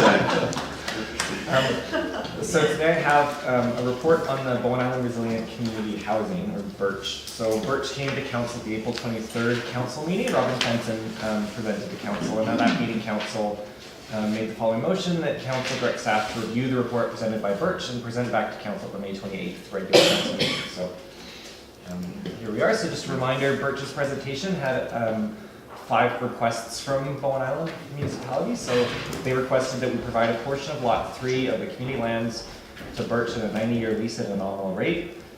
Partner with BIRCH and approach other levels of government for potential funding, to waive all municipal fees, to provide municipal water and sewer connections to the property line, and waive any property taxes on the land until the project reaches occupancy. And just I'll just put this over you. This is Lot 3. This is what BIRCH and what Robin had presented at her council presentation. So just an overview. So I met with Bob and Raj about some of the financing and servicing aspects, and I met with Robin just about their timeline. So some of the things from Bob was that in terms of providing services, essentially the options between A and B are fairly different in terms of the sewer and the water is along the road, and to access to the property line at A is maybe simpler. To go to B, you're looking at pumping, and maybe you're pumping up to the back of the medical clinic and across, or sort of how it all works gets complicated. And Bob was having concerns about the option for A had the parking in behind as an option. That's something that we wanted to continue the parking lot versus in front. And sort of as we talk through the options, some of it gets harder without knowing some of the numbers behind it. So meeting with Robin and trying to go through, okay, what's their timeline and what steps do they need at this point? And we thought, okay, maybe it's premature to say, do staff are ready to recommend A or recommend B or recommend C, so what we've essentially done is say, okay, what we recommend is to partner with BIRCH to go to CMHC to look for that feasibility grant funding. So for the money to actually pay the engineers and stuff to go and do a more detailed analysis, and say when you're doing that analysis, say that council okay in principle with in general, one of those options on Lot 3, but for the purpose of doing that feasibility study of the different options, and then when that comes back, then council's got more information, staff has more information to actually say, okay, we'd go forward with the A or the B option. Yeah, so it's essentially the staff recommendation in there is that council agree in principle for up to an acre portion of Lot 3, so it's the size of the A and the B parcels, to be allocated for an affordable housing project for BIRCH, and council direct staff to support BIRCH in meeting with CMHC and BC Housing to secure that grant funding, and then report back with the results of the feasibility studies to council for more knowledge to be able to figure out do we want to move forward, do we move forward with either of those site options? Okay, we have people who wish to speak to this. Why don't I just, can I start with Melanie and Go go ahead. around the table if you'd like to have any questions or make I'm comments? okay. Okay, Gary? Yeah, just one question, I guess. Would this preclude the discussion we're in with BC Housing at this time, or would it be treated as a separate discussion? All right, good question. I think let's keep that one and talk about it. Allison? Just a couple of sort of typos to the motion.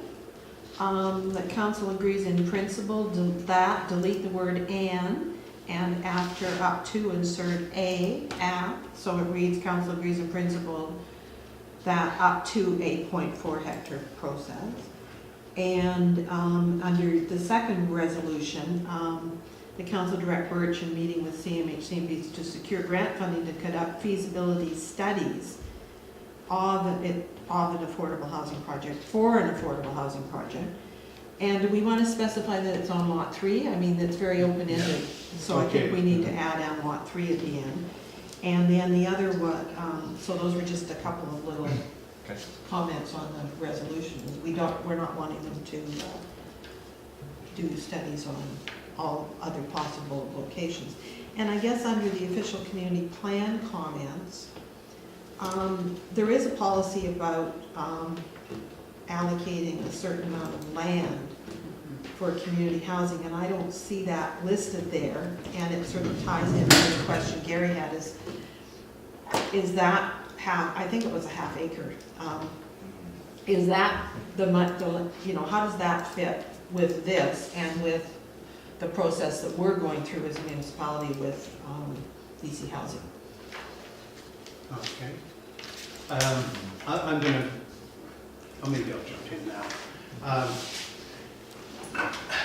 I see this as, I think that we want to work with Birch to accomplish affordable housing. No question about that. However, we've been working for over 2 years already on an affordable housing project, which I believe is the one furthest down the road and the most likely one to come to fruition first.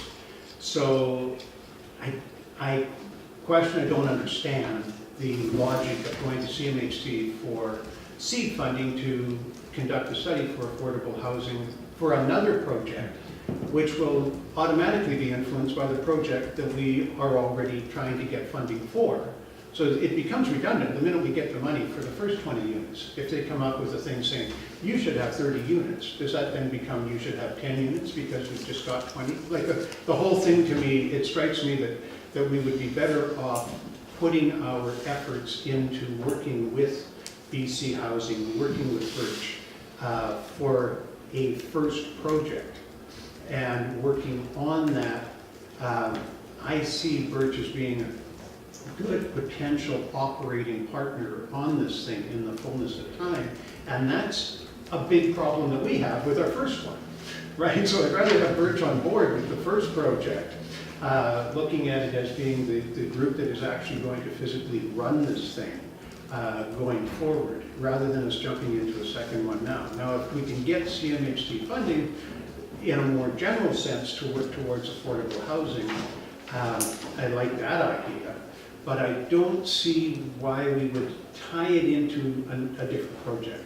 The other thing I'm looking at is that only a portion of Lot 2 has been subdivided or rezoned. We have a big area of land up behind Bowen Court that is level and nice and would be good for affordable housing, and I don't think that we should be discounting that property from our thinking just because it hasn't been rezoned as yet. I think it would, and if we tie it in with the BC Housing one, I think it might be a better site, particularly if we get into some kind of family housing, where rather than putting them right down tight in the cove on the main road, putting people back up beside the school. And also we have the community center access problem, and I kind of see the long-term solution of that as possibly being a road coming up behind the other end of it. And I think that is a serious discussion that has to be done at some point, rather than just happening one day.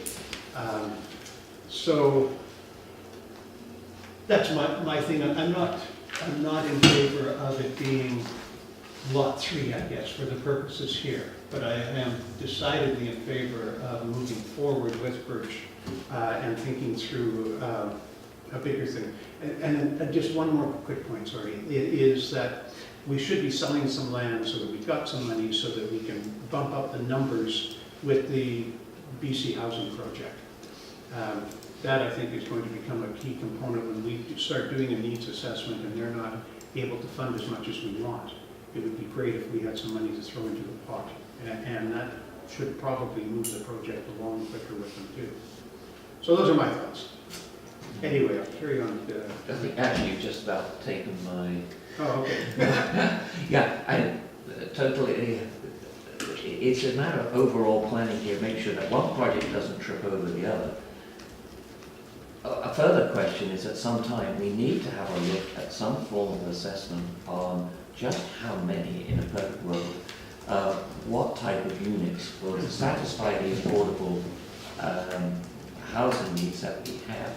We're a little short on information which says, hey, if right now we anticipate your needs for so many units of affordable housing are so many. And I certainly would welcome some further information about that. I think it's great to work with Birch, yes, absolutely. Rather anxious that one problem doesn't, so one project doesn't counter or work counter. We're going to have to look at this whole thing more holistically, I think. Right. This is Sue Ellen. Good points, including Gary's, and I won't go through them all in detail. I too think we need I would love to see more detail in some kind of more formal housing needs assessment, and I'm going to get the data from the Islands Trust and what they've done on their islands. For example, Gabriel was similar in some way, so I will get that. We do have the June workshop coming up, the public workshop about all of the community lands that might, but we don't have to wait for that. What I propose, because I also agree with which project comes first and you don't want to cancel each other out or to create any confusion or roadblocks with BC Housing, right? So I wonder if in the recommendation, we might, before we talk to Birch, we might just say that a 0.4 hectare portion of lot 3 or lot 2 of the community land be allocated for.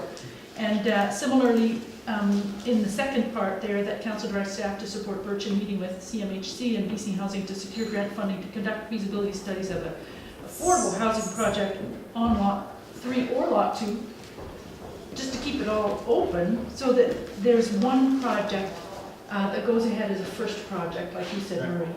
And by working with staff. Anyway, that's one approach that might help, is by opening a discussion that way with Birch. I don't know. Right. Okay, Maureen?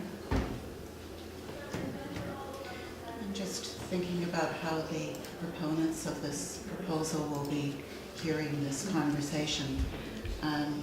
They came forward with something that was relatively specific. They were talking about lot 3. Their work today has related to lot 3.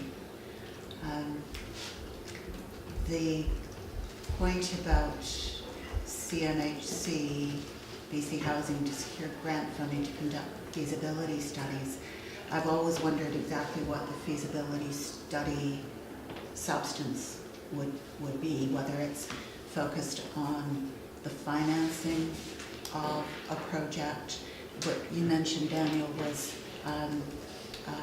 engineering studies to look at whether the land is going to be capable of handling a project. And to my knowledge, that kind of feasibility study has not been done on the part of lot 3 that was being discussed. My first response to the notion of feasibility studies was, well, it's all been done.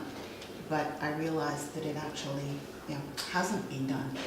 and that if CMHC were prepared to provide some funding to do that kind of analysis of even one portion of the potential housing sites on the community lands, that might be quite helpful. The BC housing conversation, the conversation has been ongoing, but the conversation has been, there's a site on, potential site on lot 3, there's a potential site on lot 2, there might even be a potential site on lot 1. So I don't see any harm in staff, Birch, CMHC, and BC Housing having a conversation and bringing back to council what that was. So in terms of the recommendation, what I would like to see there is that council agrees in principle that in the 0.4, which is actually a little bit less than is stipulated in the OCP, portion of the community lands, let's drop the lots and just have it be a reference to the community lands with an understanding that Birch is at this point particularly interested in lot 3, and that council would go ahead and support staff and see what comes out of that meeting. If that conversation can take place prior to James Forsyth's visit to Bowen Island towards the end of June, that could be really quite helpful.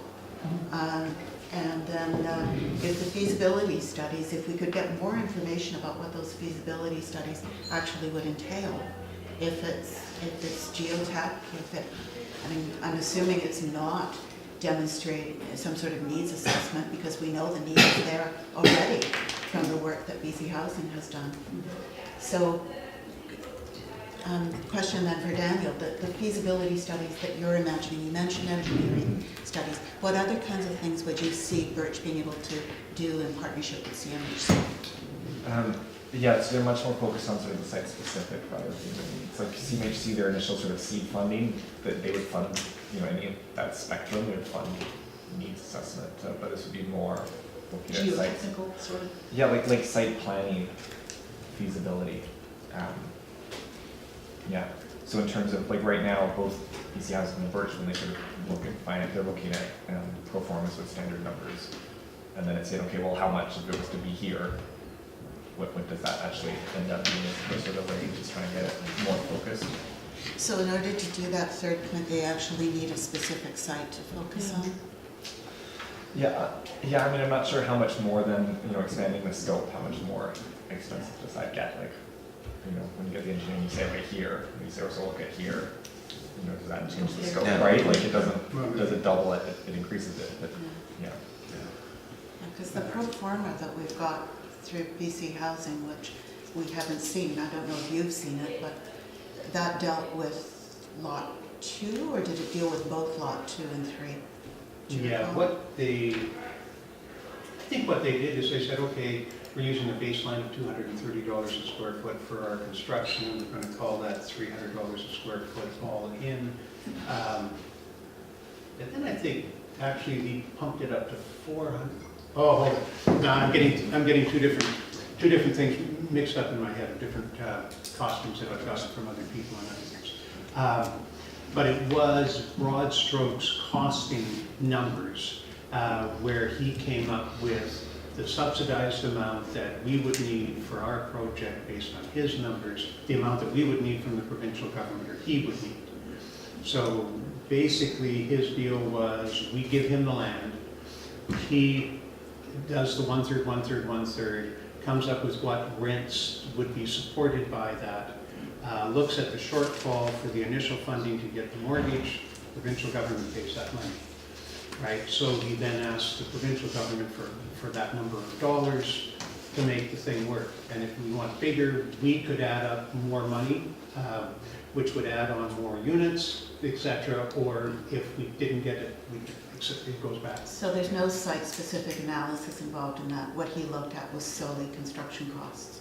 Yeah, what we looked at the time, I didn't go around with, did you go around with James? I walked him around, but in terms of all the analysis I've seen from him, yeah, it's like industry standard costs versus anticipated revenue, and where does that balance out? But it wasn't, they haven't done sort of site specific. So this feasibility study, if it were to be funded, would give us additional information that might affect the projects. Would they do construction cost analysis? I will get to Allison, sorry. Yeah, I don't know if I can speak to how, They do this. no, just more like, yeah, what would all be included in what they do, and some of it CMHC has a certain amount of seed funding that they offer, so maybe what's possible within that. So I think maybe we're a little premature to get too far into this, and we should be asking for more and better information on what the money would be and how it would be used. But I'm just going to try to jump around everybody else for a moment. Allison, you can read more. Okay, so now I'm really confused. I'm getting very frustrated because we're hearing verbally about, well, BC Housing said this, is there anything from BC Housing in writing that could be, so that's my first question. Or is this all verbal from James to Daniel and James to you? This is all, very little from James to me. It's all through Daniel. So Daniel, have we got anything in writing from James that could be shared with council? Because, I don't know, being the numbers person, I kind of like to look at the numbers. We did a rezoning for Lot 3 and a bylaw and everything for putting multifamily housing on there a number of years ago, and that got all the way down to Peace. So there were lots of things done in relation to that. So it might be worthwhile pulling that file out if we got it. I certainly got my file, whether we actually end up with the planner's file, I don't know. I guess from a timing perspective, there's a whole bunch of issues with Lot 2. How do you get in there? Is it zoned? I mean, it is zoned for multifamily in one particular area, but I don't know whether that fits. I'm suspecting that Birch picked Lot 3 because it's in the water, it's in the sewer, it's zoned for multifamily, and it's right on a main road, so they just got to put an access road into the lot. It is going to deliver a heck of a lot faster than something on Lot 2 or Lot 1, and I think speed of delivery is something that is in their case. So, and it's going to cost a heck of a lot more to do feasibility studies of Lot 2 versus Lot 3 and throwing in Lot 1. So at this point, I think we should just narrow it down to Lot 3. If they find out that Lot 3 isn't feasible, and I'm quite sure from the previous work that's been done, they'll find out that it is feasible. The parking lot was always intended to be temporary. So I think we should just go ahead with Lot 3. If they get down the piece and they find out, and I think it's going to be easier to get money to study something that's a specific site. You can't say, well, it fit on here with, you know, doing some geotech. Well, if you're going to do geotech, you got to do it on 3 different sites. I mean, we did test holes at the fire hall to see whether what the land was like. We did test holes out on Lot 1 in order to rule out Lot 1.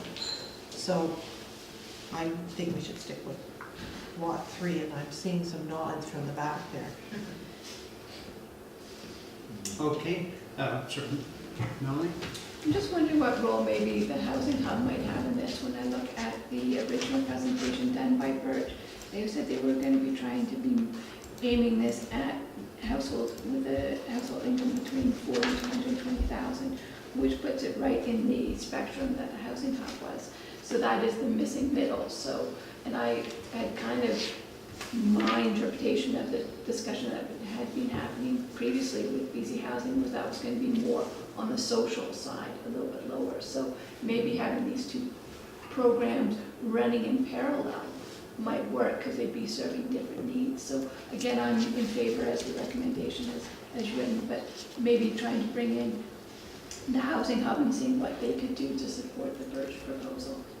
The housing hub? Yeah, so there was an update from the province, and they started a new program called the Housing Hub, and it is to encourage community partnerships with private developers, people, landowners, and really dedicated at the missing middle. I can forward you on the information about that. Is there any funding for it yet? Have you reached out to them yet? I have reached out to them. I don't have anything really firm back from them, but the gist is what they've done is they've consolidated housing-related activities under the umbrella of the Housing Hub name. Michael Flanagan, the person we met early on, is second in command there.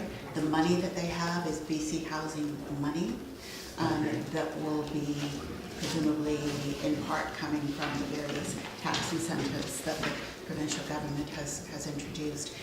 Just to correct a point earlier in your comments though, Melanie, that the project that was envisaged from the beginning with BC Housing was not just shelter or subsidized. There would be a market component in it Yes, as yeah, well. no, I knew that, but there would be a social side of it. Yes, Some of the that's units what's were, so.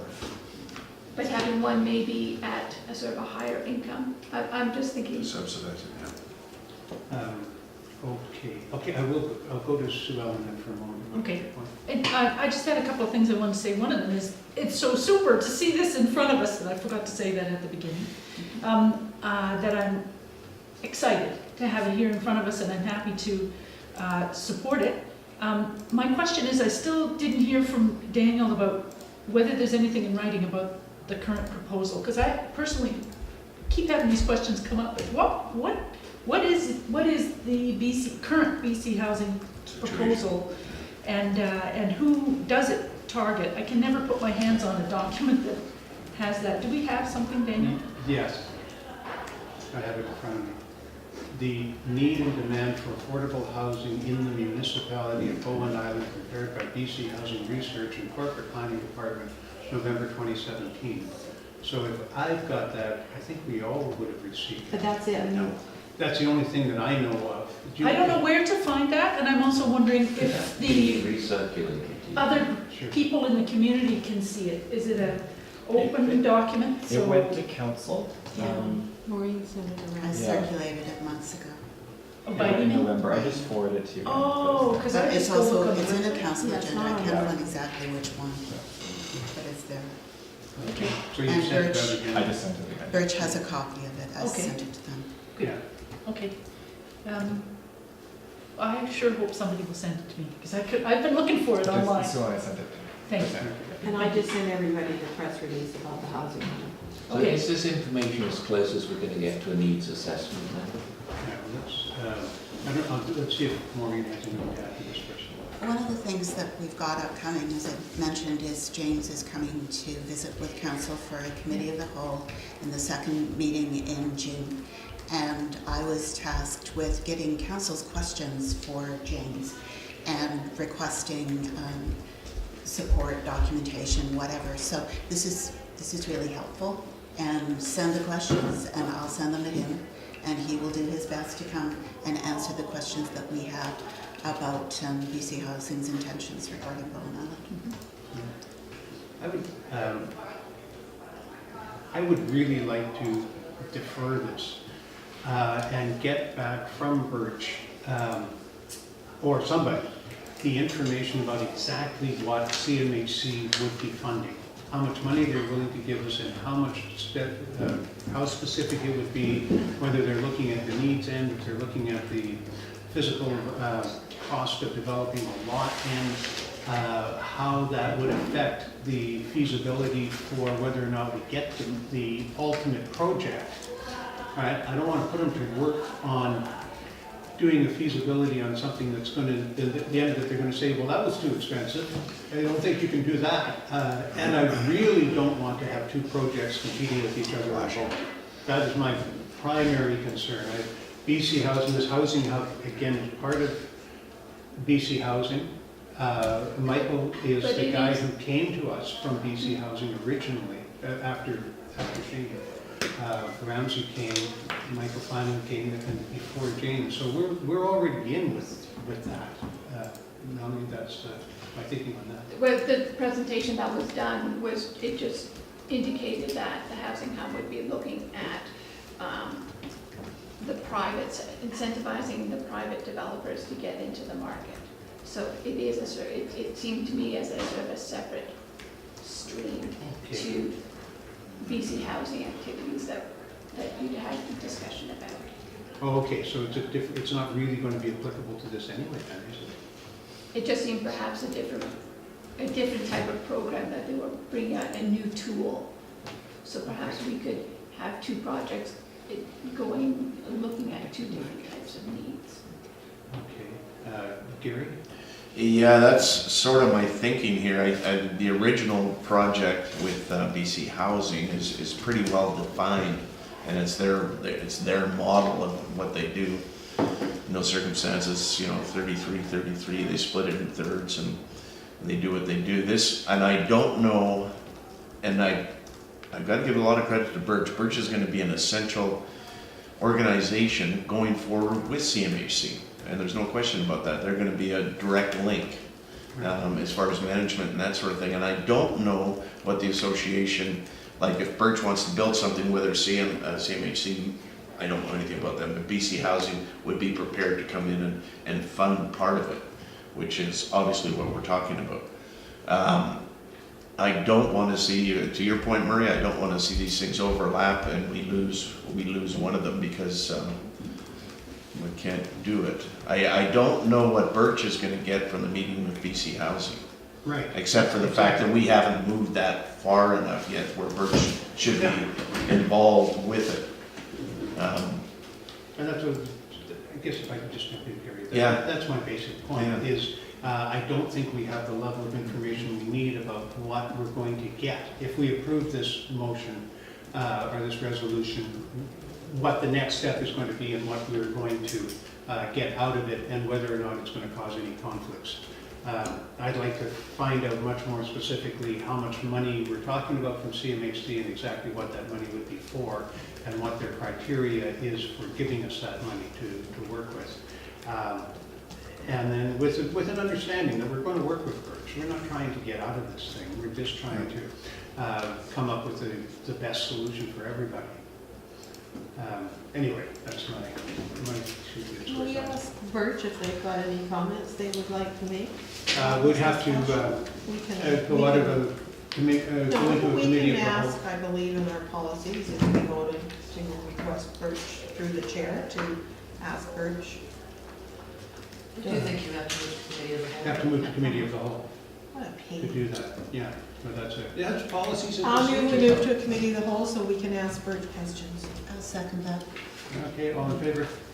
Okay. We're now in committee of the whole, the council meeting is suspended. Members of Birch, please tell us, what does the CMHC money do?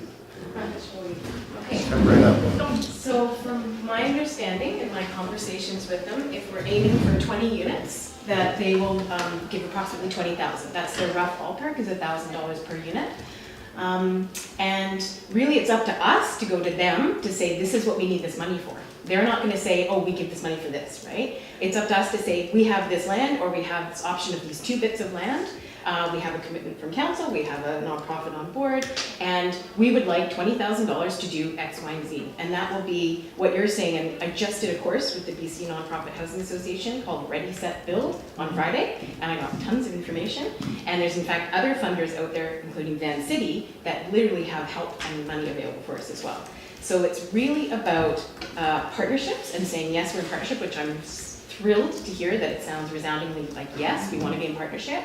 But as to Allison's point, we really need to say it's a site. Or I think they'd be open to 2 sites, right? If it's either lot 3, A or B, or if we want to do lot 2 and lot 3, I'm hoping they'd be open to saying, look, we need help to further do studies of these 2 lots to see which one is most economically viable.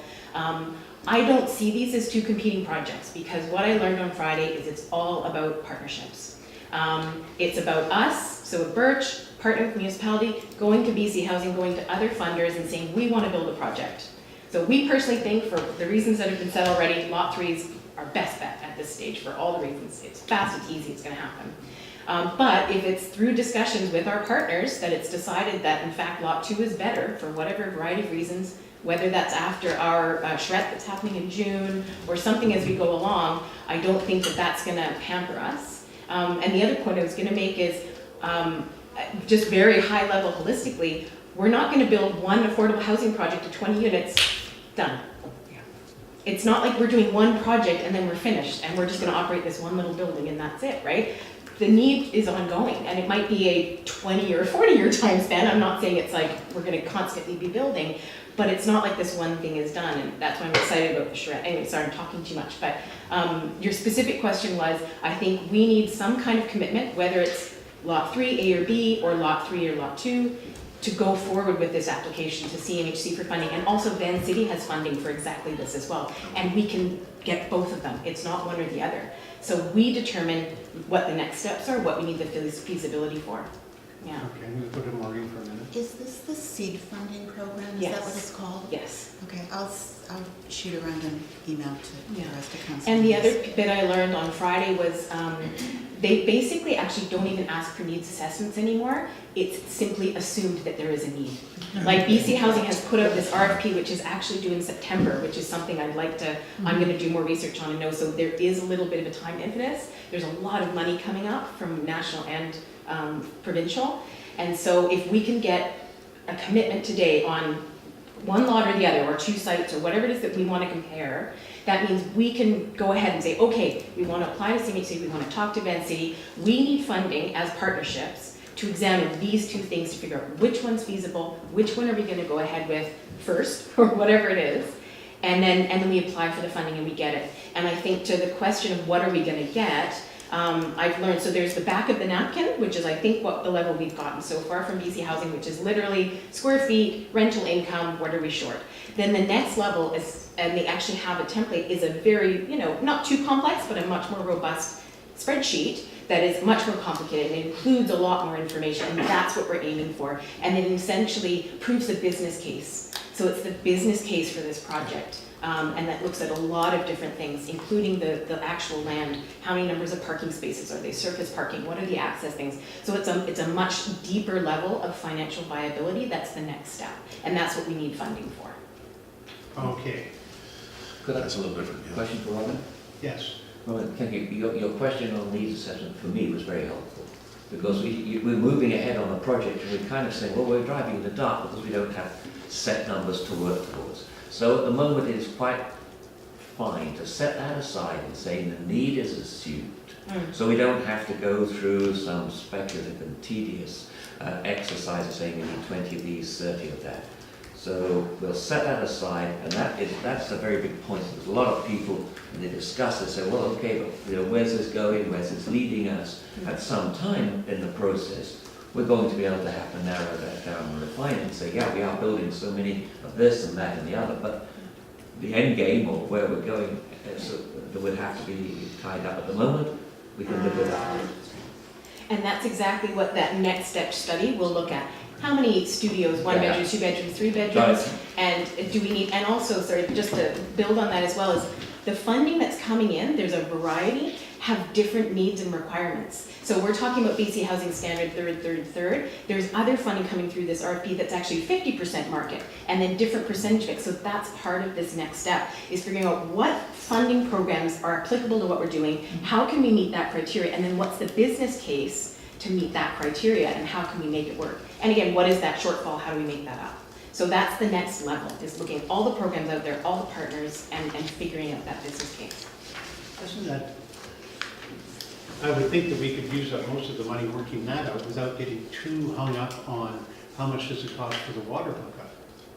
Do you know, like if we're talking a $10 million, $5 to $10 million thing, the amount of site servicing costs to one site or the other is probably within a few $100,000. Right, so, but we've got all this other stuff of the mix of units and the difference of funding people and all that. And if we're only talking 20 grand from CMHC, I guess what I'm saying is I'd like to consider it one project. I'd like to forget about saying that we've got two separate, a Birch project and our BC Housing project. I'd like to roll the two together. Just this is the next step on the project we're already on. Yeah, and I would echo that, just hearing the conversation around the table. It seems implicit to council that they wish to partner with Birch. So I would say the first recommendation needs to be something along the lines that council partner with Birch for the development of an affordable housing project on community lands. And the rest of the resolutions could fall out of that. Yeah. Right. I think we just gotta take that step back and say, yes, the municipality will partner with Birch. Yeah, certainly that gets us on hook tonight, I think, to set forward. And then that Go implicitly forward. gets us into. Yeah, the project. absolutely. And then I would think that somebody would want to prepare some kind of a report stating exactly what we would hope to accomplish in the feasibility study, with the feasibility study funding. Do you know what I mean, what they, I don't think we need a report on that. well, I- no, yeah. because we want to figure out, do we want to figure out how big the units should be? Do we want to figure out how much of it should be supported or affordable, defined affordable, how much of it could be market? In the rental world, is there much difference between CMHC defined affordable and true market on Bowen? Right? Again, what is the difference in the actual rental per unit?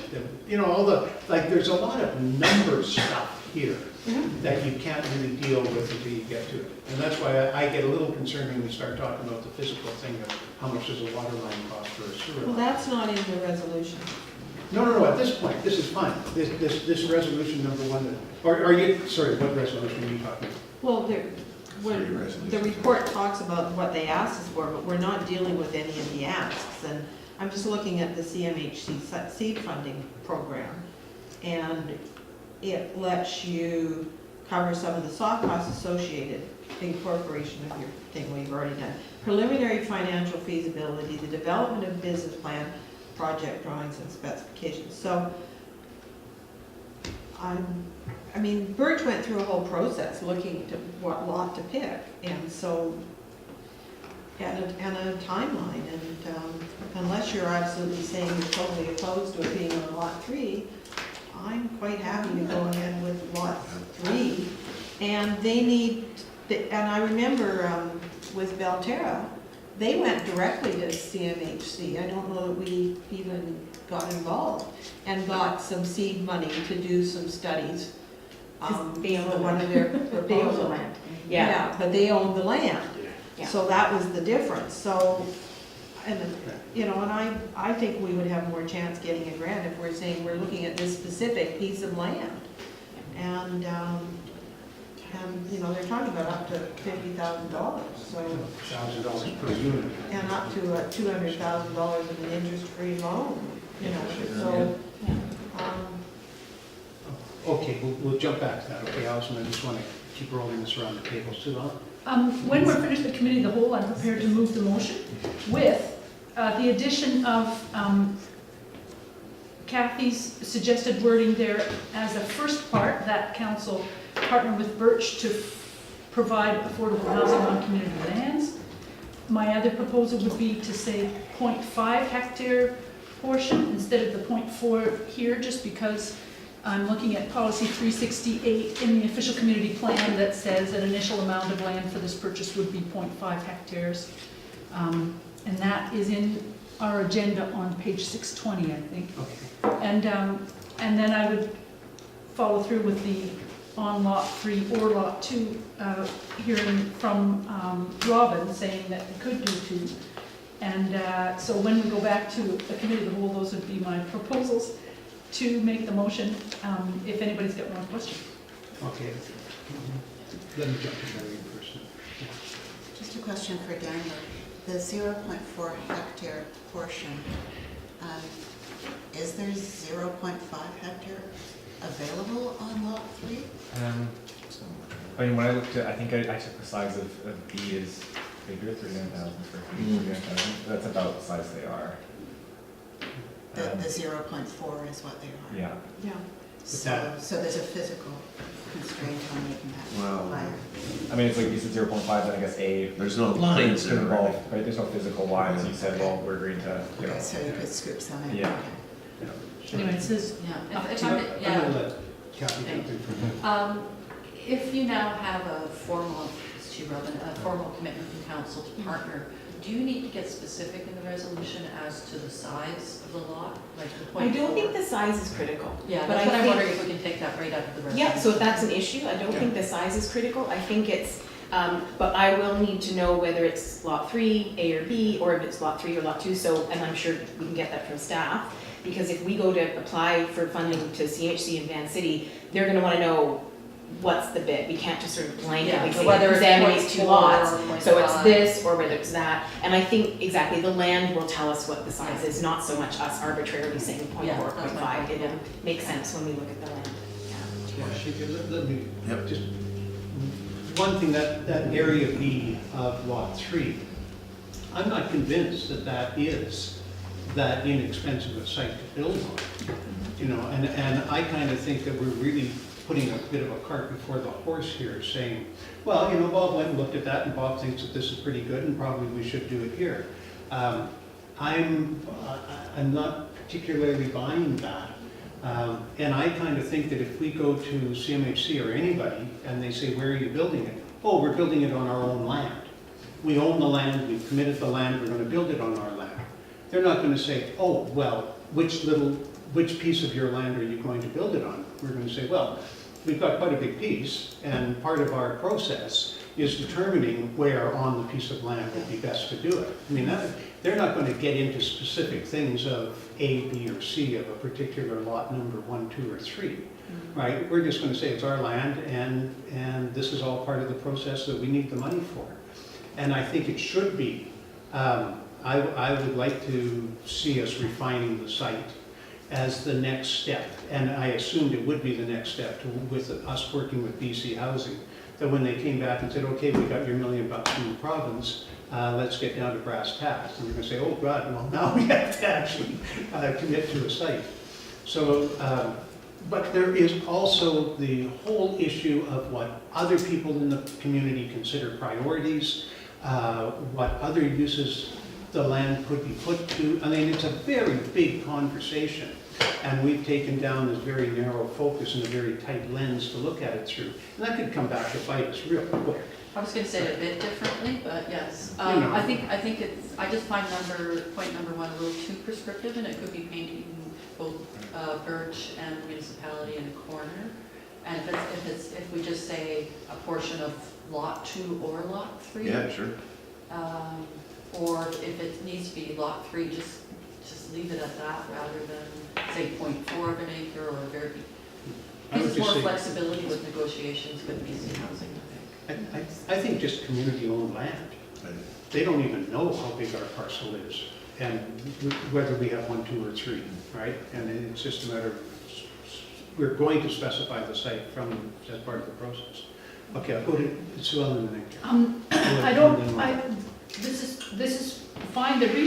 Part of the reason I was going to leave in up to 0.5 hectare is because we may be into a different council by the time somebody starts to, I think it might give Birch and the province and whoever, funders, more security to know that in principle we're looking at that of up to half a hectare. Because councils are going to change over in the fall. We might be a different council, and I think it would just help to bring this piece from the official community plan into the public view, as this is the commitment that we're making. It only says up to, and I just think it might help the funders to realize that we're looking at a significant parcel. So what about up to half hectare of community lands rather than lot 2 or lot 3? Yeah. Yeah, well, I was just gonna say, it will certainly help us, and I think things will move faster if we are more specific. If we're very general, and I go to apply to CNHC, they're gonna say, oh, well, where are you building? You know, what's the topography like? What's the access like? What's the parking like? So the more specific we can be, and of course I'd love you to say yes, lot 3, Bourget, but I mean, I get that maybe you're not willing to do that, but if we can be a little more specific, it will really help move things along. Otherwise, I can just see it's going to next council meeting, and it's going to next council meeting and everything. So it would be helpful in our process. And just to add one more point, from everything I've learned so far, the ball is in our court. BC Housing is not coming to us with a check for $1 million to say, hey, oh great, we got some money for you, here, go ahead and build something. It's up to us. We as partners have to put a proposal together, figure out what stream we're applying for, get the seed funding, get the reports together, and go to them and say, here's a business case for this lot, for this construction, this is how many units, this is the revenue plan, this is what we're short, is there funding, and then it can come to us. So we have to do the work to get there. Okay, I'm going to go to Gary and then Maureen. Yeah, just very quickly, I agree. The essence here is that, and thank you for your clarification, Robin, because I think it's cut through a lot of We're going around in circles there for a while. But the essence is that we are going to partner with Birch for a piece of property. They're actually the results of the feasibility study, if you want to look at something on Lot 2. The problem with Lot 2 is it's going to be a lot further down the road than this one. Lot 3 is pretty much ready to go, because it has to be all rezoned. Lot 2. Well, only if we move further down it. We do We have have the that area one. between It's Bowen in the Court rezone. and That's true, so we do have could that. have that as one of the Yes. options. Yeah. But yes, and in reflection of what Robin has presented here, I'm looking at this a lot differently, and these make a lot more sense to me. And I like the idea that we're all partnering together with CMHC. I think that's a really great collective to move forward. Maureen? Just trying to figure out where we are. So we've got the initial point that Kathy made, which states essentially we're partnering. And then we've got these 3 points, and the first one, we bounced around from the size of the portion. We've said Lot 3, we've said Lot 2 and Lot 3, we've said just the community lands. My recommendation is the most inclusive one is community lands. It sounds as though there's no harm in a conversation between CMHC, BC Housing, Birch, and our staff to see if we can get some grant funding to do some studies. And I wonder if maybe with the 4th point, we could say that we direct staff to report back with the results of feasibility studies on Lot 3 for the Birch project. And that would give you the flexibility of talking about the community lands as a whole for the project, but it would also give you the specificity of talking about Lot 3 for the purpose of the feasibility study. Okay, Does that Yeah. work? Well, it'll push us down a path where now we've spent all this money on this thing, and it is feasible, and so it becomes, it falls into it. I'm not convinced that there's not a way to get onto Lot 2 next to Bowen Court up at the top there. There's stuff that people just haven't looked at and haven't thought about because we haven't been there yet, and now we're taking this sudden leap of saying, okay, this is the spot where it should be, and I'm not convinced from a physical land perspective that we know that yet. And I like the idea of getting funding from the government to do these studies, but I'd like us to walk that land a lot more, and I think that the June process will help us a lot on where housing is going to go. So I just think we're premature at that end of it. Can I just respond to that? I think the June process will help, but I also think that we've got a volunteer nonprofit board that is sitting in front of us that's prepared to do a lot of work that we haven't been able to move forward on at the pace that we would have liked to. And there are all sorts of reasons for that, including provincial government issues. But they're prepared to do this. They're prepared to look at Lot 3 and come back to us and tell us, this works, this doesn't work. Why not let them go with it and see where they get to? And if we want to find out how feasible Lot 2 is, that we put council effort into moving that forward and see where they're at. Okay, that's my point. To stop the wheels spinning, to give traction for Robin, Yeah. we need to be specific. Which is How, and that's what I know Robin is asking for. And therefore I think, I need to repeat what Maureen has just said, but I agree. So move that forward, and then we are going to have to do the spade work on that area around Bowen Court, which is very much part of Lot 2. So, after all, at this stage, they're doing a whole lot of work, they're coming back to us. I don't think when I say there's no damage done, don't be offended, Robert. Well, I think there's good things being done, and I don't say necessarily it's predicating or doing harm to the bigger picture, which is a very valid concern raised by the mayor. I think we've all heard that. So we don't want to do one thing which then puts a mess on a bigger plan. But I think at this stage to move ahead, and I think if we don't give specific direction, I think we have a lot of good people wasting a lot of time. Okay, so we're committing community land in general. We're having Birch go forward with their desire to do a feasibility study on Lot 3. But we are not committing Lot 3 at this point as being the land that we're giving, right? That's my whole thing. I'm hearing Robin saying we need to be specific and we need to go with Yeah, so, specific. but I'm not Yeah. prepared at this point for us to say that we're, I mean, this is just out of the blue now.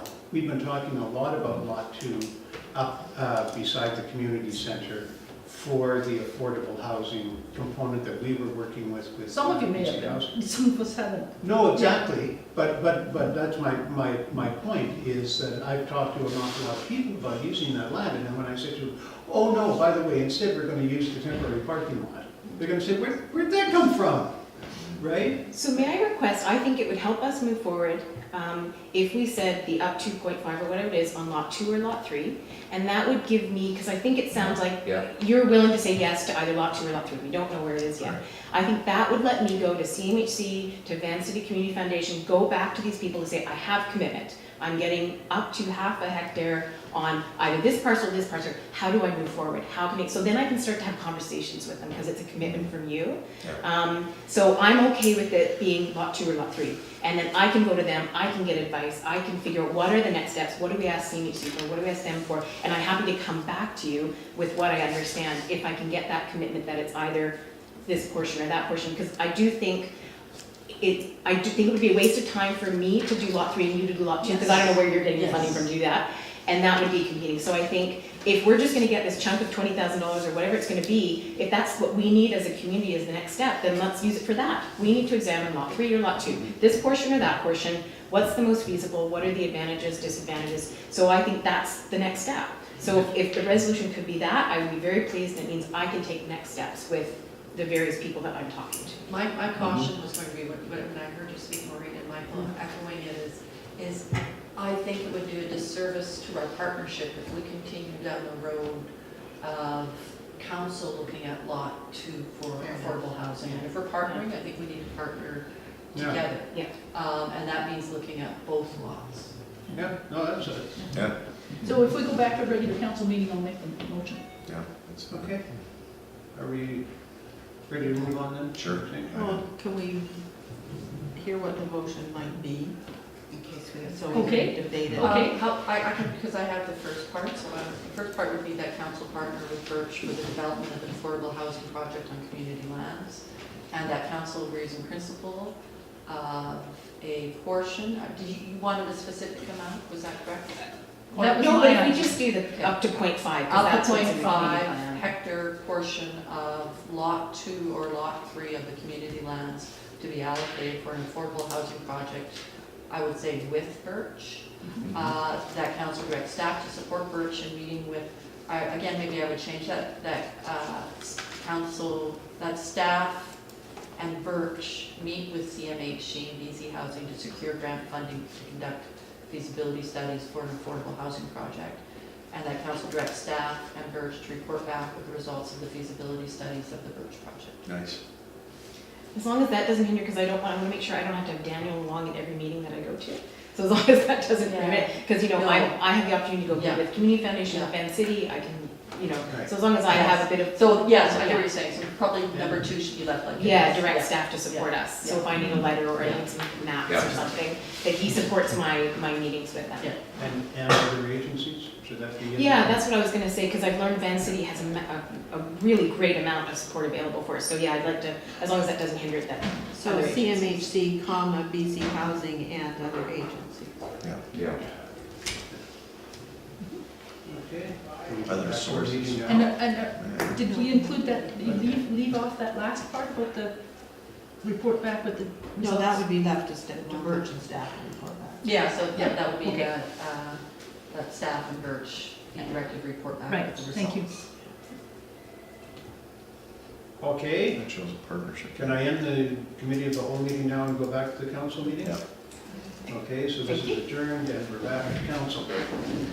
And Tyler to read what he's got written down. Tyler, would you read the resolution, please? So Kathy introduced a little bit of text before, but based on what I heard, that council agrees in principle that up to Well, a.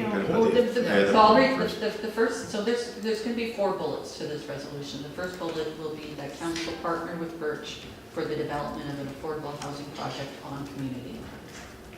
That's number 1.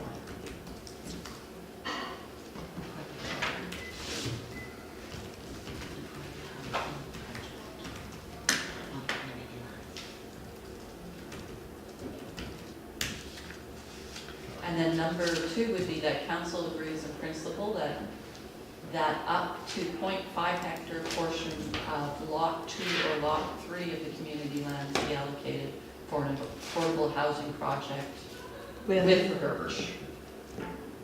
Yes.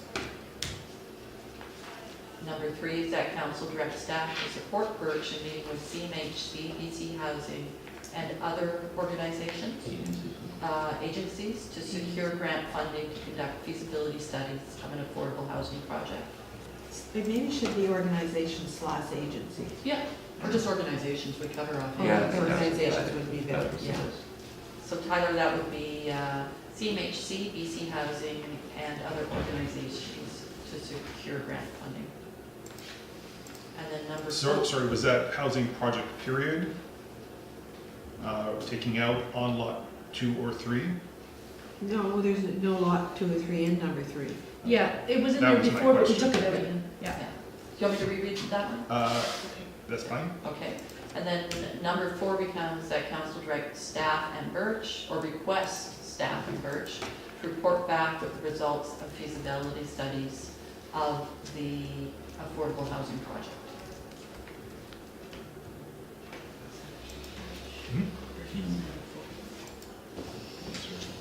Maybe Tyler read the whole thing one more I think time, so. just for... Yeah, at this point. There's been a lot of changes. Okay. Right. That council partner with Birch for the development of an affordable housing project on community lands. That council agrees in principle that up to 0.5 hectare portion of lot 2 or lot 3 of community lands be allocated for an affordable housing project with Birch. That council directs staff to support Birch in meeting with CMHC, BC Housing, and other organizations to secure grant funding to conduct feasibility studies for an affordable housing project, and that council requests staff and Birch to report back with the results of feasibility studies of the affordable housing project. I'll move that. All in favor? Pass unanimously. Okay, moving right on. Oh, God. Can we take a 2-second break? Yes, please. Certainly. We are in recess for 5 minutes. These unisex benefits.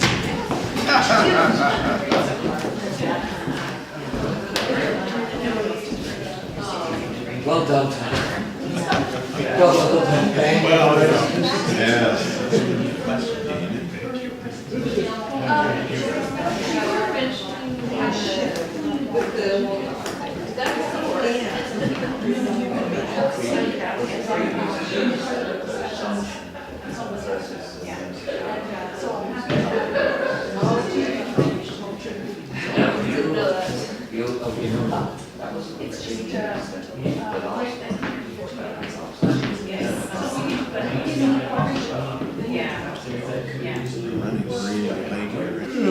Chief, are you going to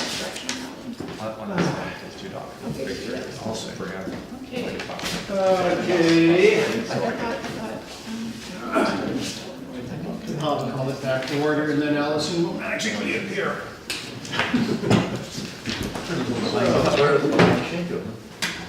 This It was those is, 300 pages of traffic.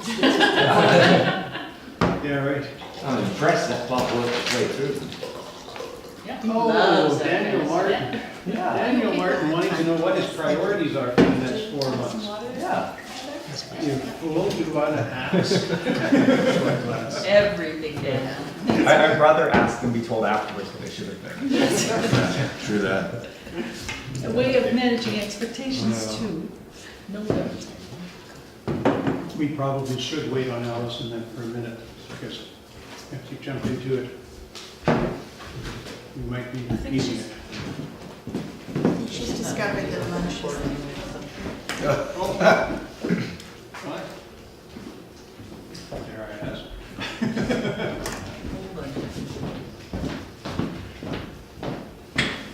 Okey dokey. Lay it on us, Daniel.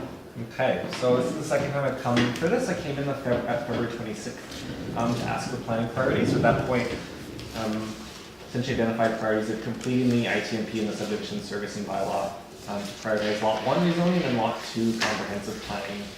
And then some minor things about lot 3 medical report, cannabis report, and to report back in spring of 2018 on status review starting other strategic priorities. So since then I talked in the report, we brought lot 1 on for discussion today. Lot 2 comprehensive planning is morphed into community lands planning, and we have a workshop planned for that in June, early June. As well in June, we've got the ITMP and the subdivision servicing bylaw slated to come back. So the ITMP on the June 11th council meeting, and the subdivision servicing bylaw is scheduled for the June 25th council meeting. So then, as you know, sort of freeing up more time on those ones, it's coming back to council to say, okay, of the planning priorities, what would you like focus to be on at this point? So, yeah, so this is essentially the same list as came before. And I'll just note, so of the pieces, so it's the ITMP and the subdivision servicing bylaw looking for adoption in June.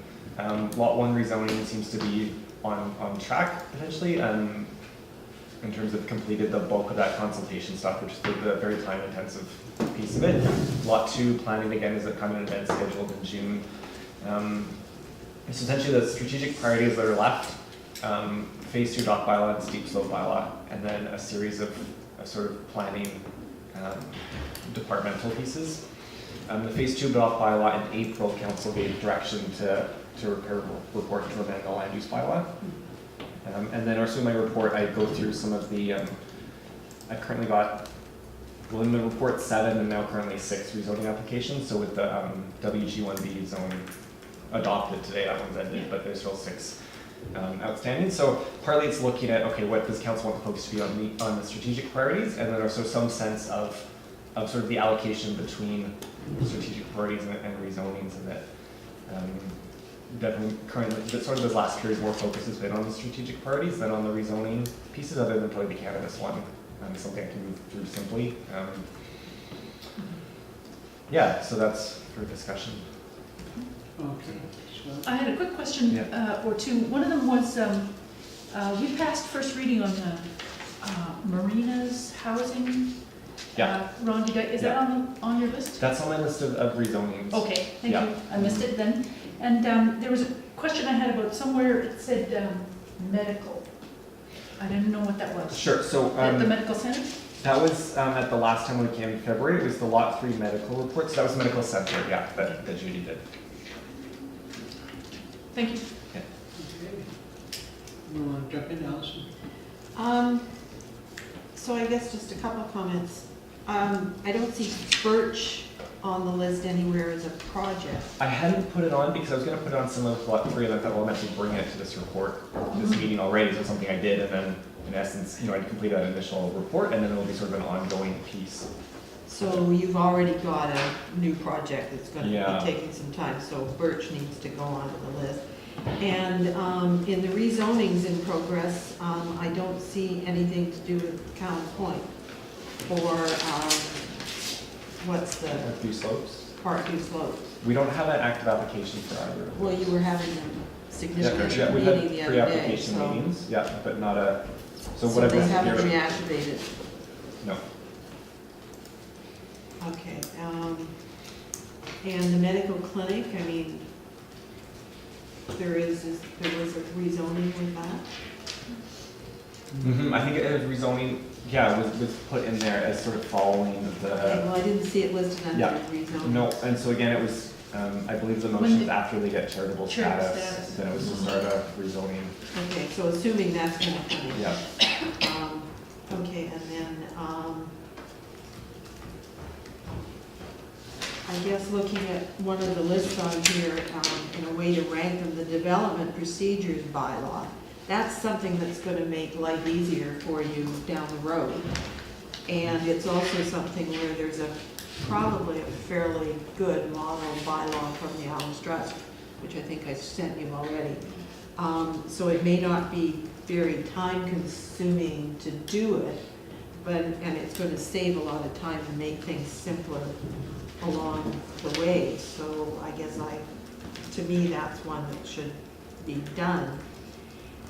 The other thing to think about is, this is the end of May, silly season has already started. Elections will be into full force by the middle of September, so you've got to look at everything on the basis of, could it get done in June, July, and August? Council doesn't meet much in August, and you've got staff vacations to factor into all of that. So I'm not sure that we should be, even dealing with, that site slopes alteration is going to be a long contentious thing, as is the dock bylaw. I think we should be concentrating on things that will make life easier in the future, which is the development fees bylaw, finishing and then if you want to get lot 1 rezoning done, then you're going to have to concentrate on that. So we don't know what other just day-to-day processing of DVPs, DPs, and subdivisions coming in.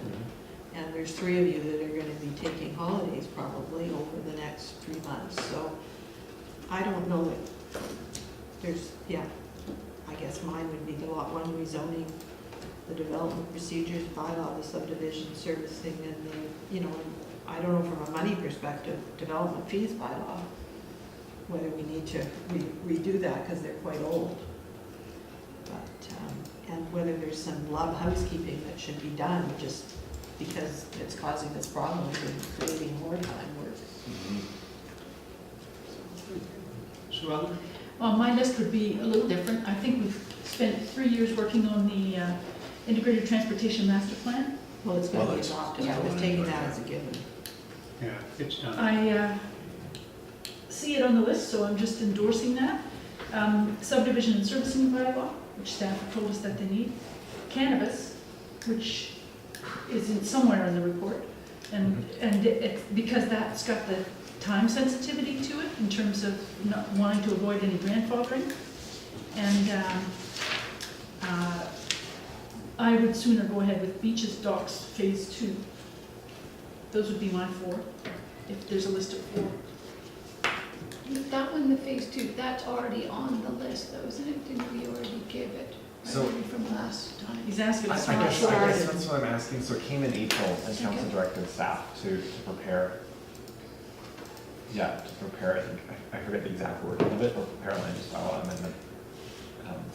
For that, For docs. for docs. Yeah, the discussion at the time, as I recall, was that we had voted that we were reinserting the line saying that there won't be docks across beaches, and asking for input from the lawyer as to how to, what we required. And I've been away and I haven't had a chance to do anything on that. I was going to work with him on it to relieve the planning department of that initial work. I have the wording if you need it. Yeah, what did we say? That council instructs staff to begin preparation of a bylaw to amend land use bylaw 57/2002 to prohibit dock construction across beaches, recreational foreshore, and adjacent to public accesses to the ocean, and that the CAO report back to council. That's right, rather than planning, it's you. How are you doing on that?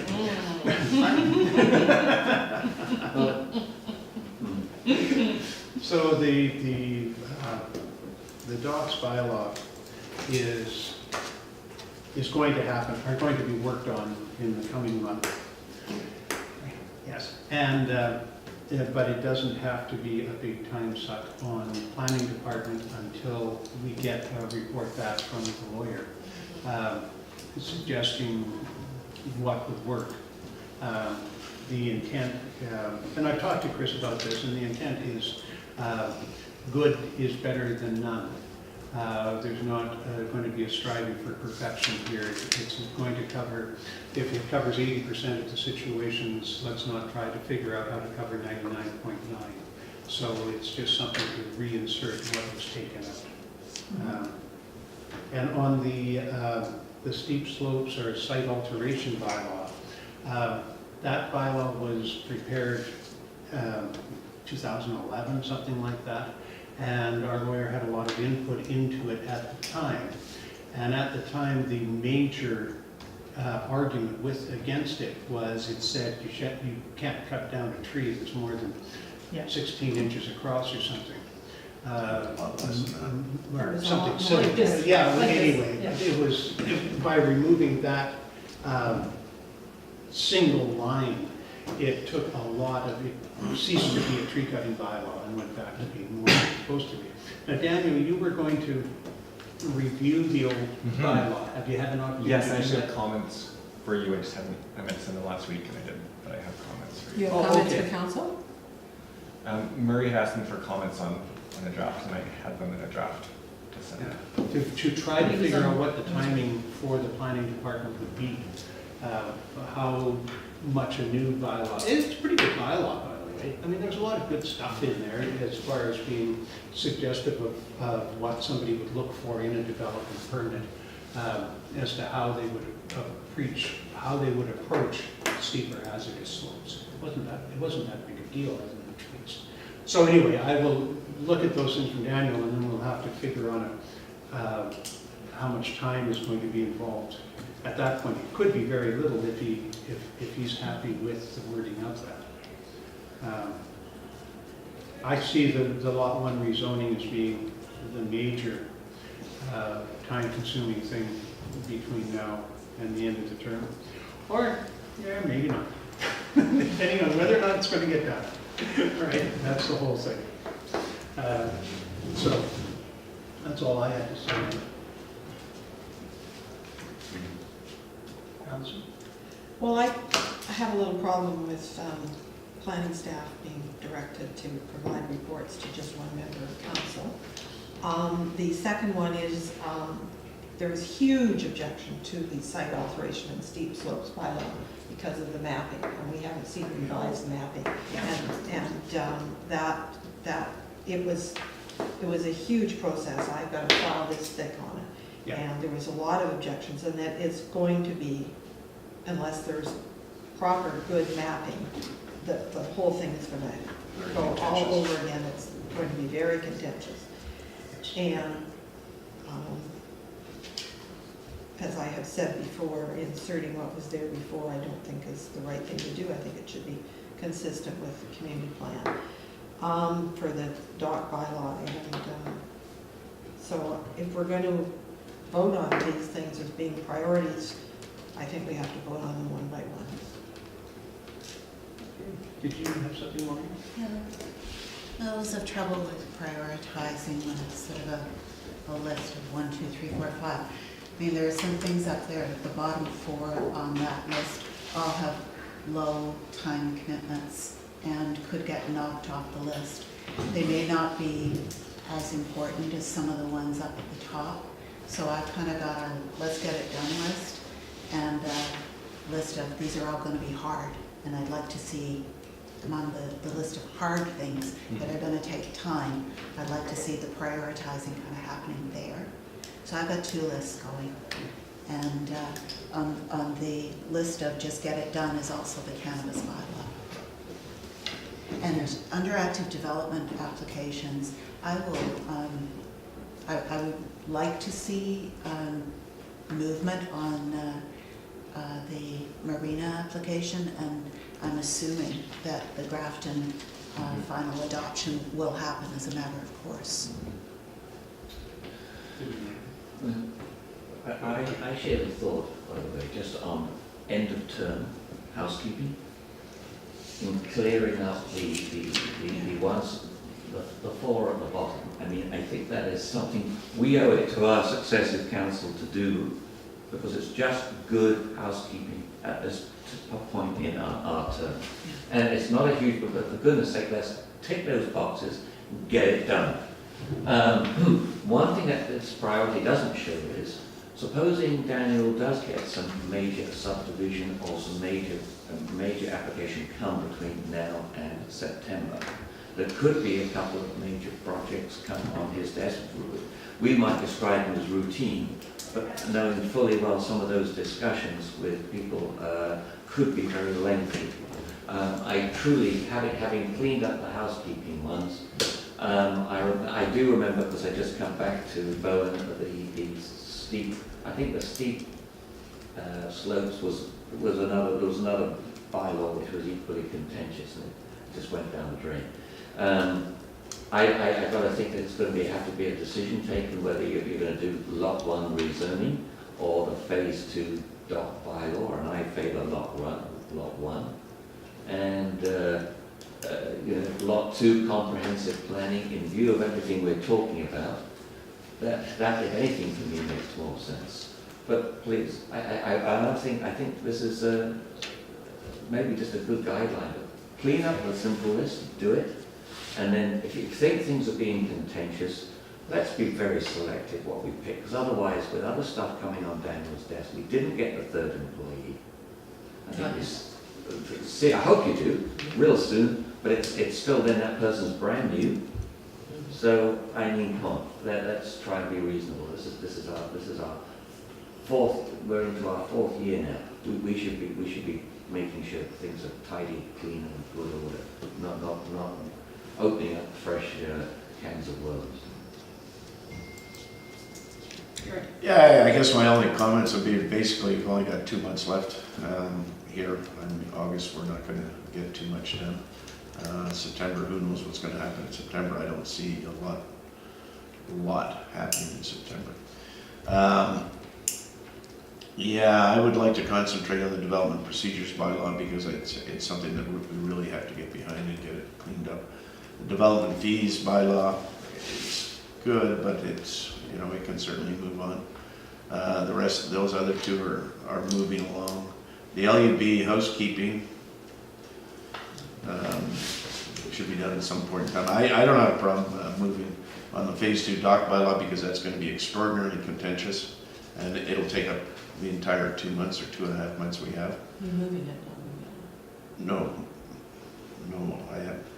You weren't clear. Okay, well, no, avoiding it, okay, because it's going to be so contentious. And the site alteration, steep slope bylaw, I don't think is that essential to get done right away. Lot 2, the comprehensive planning is ongoing, and lot 1 rezoning, I'll just see where that goes.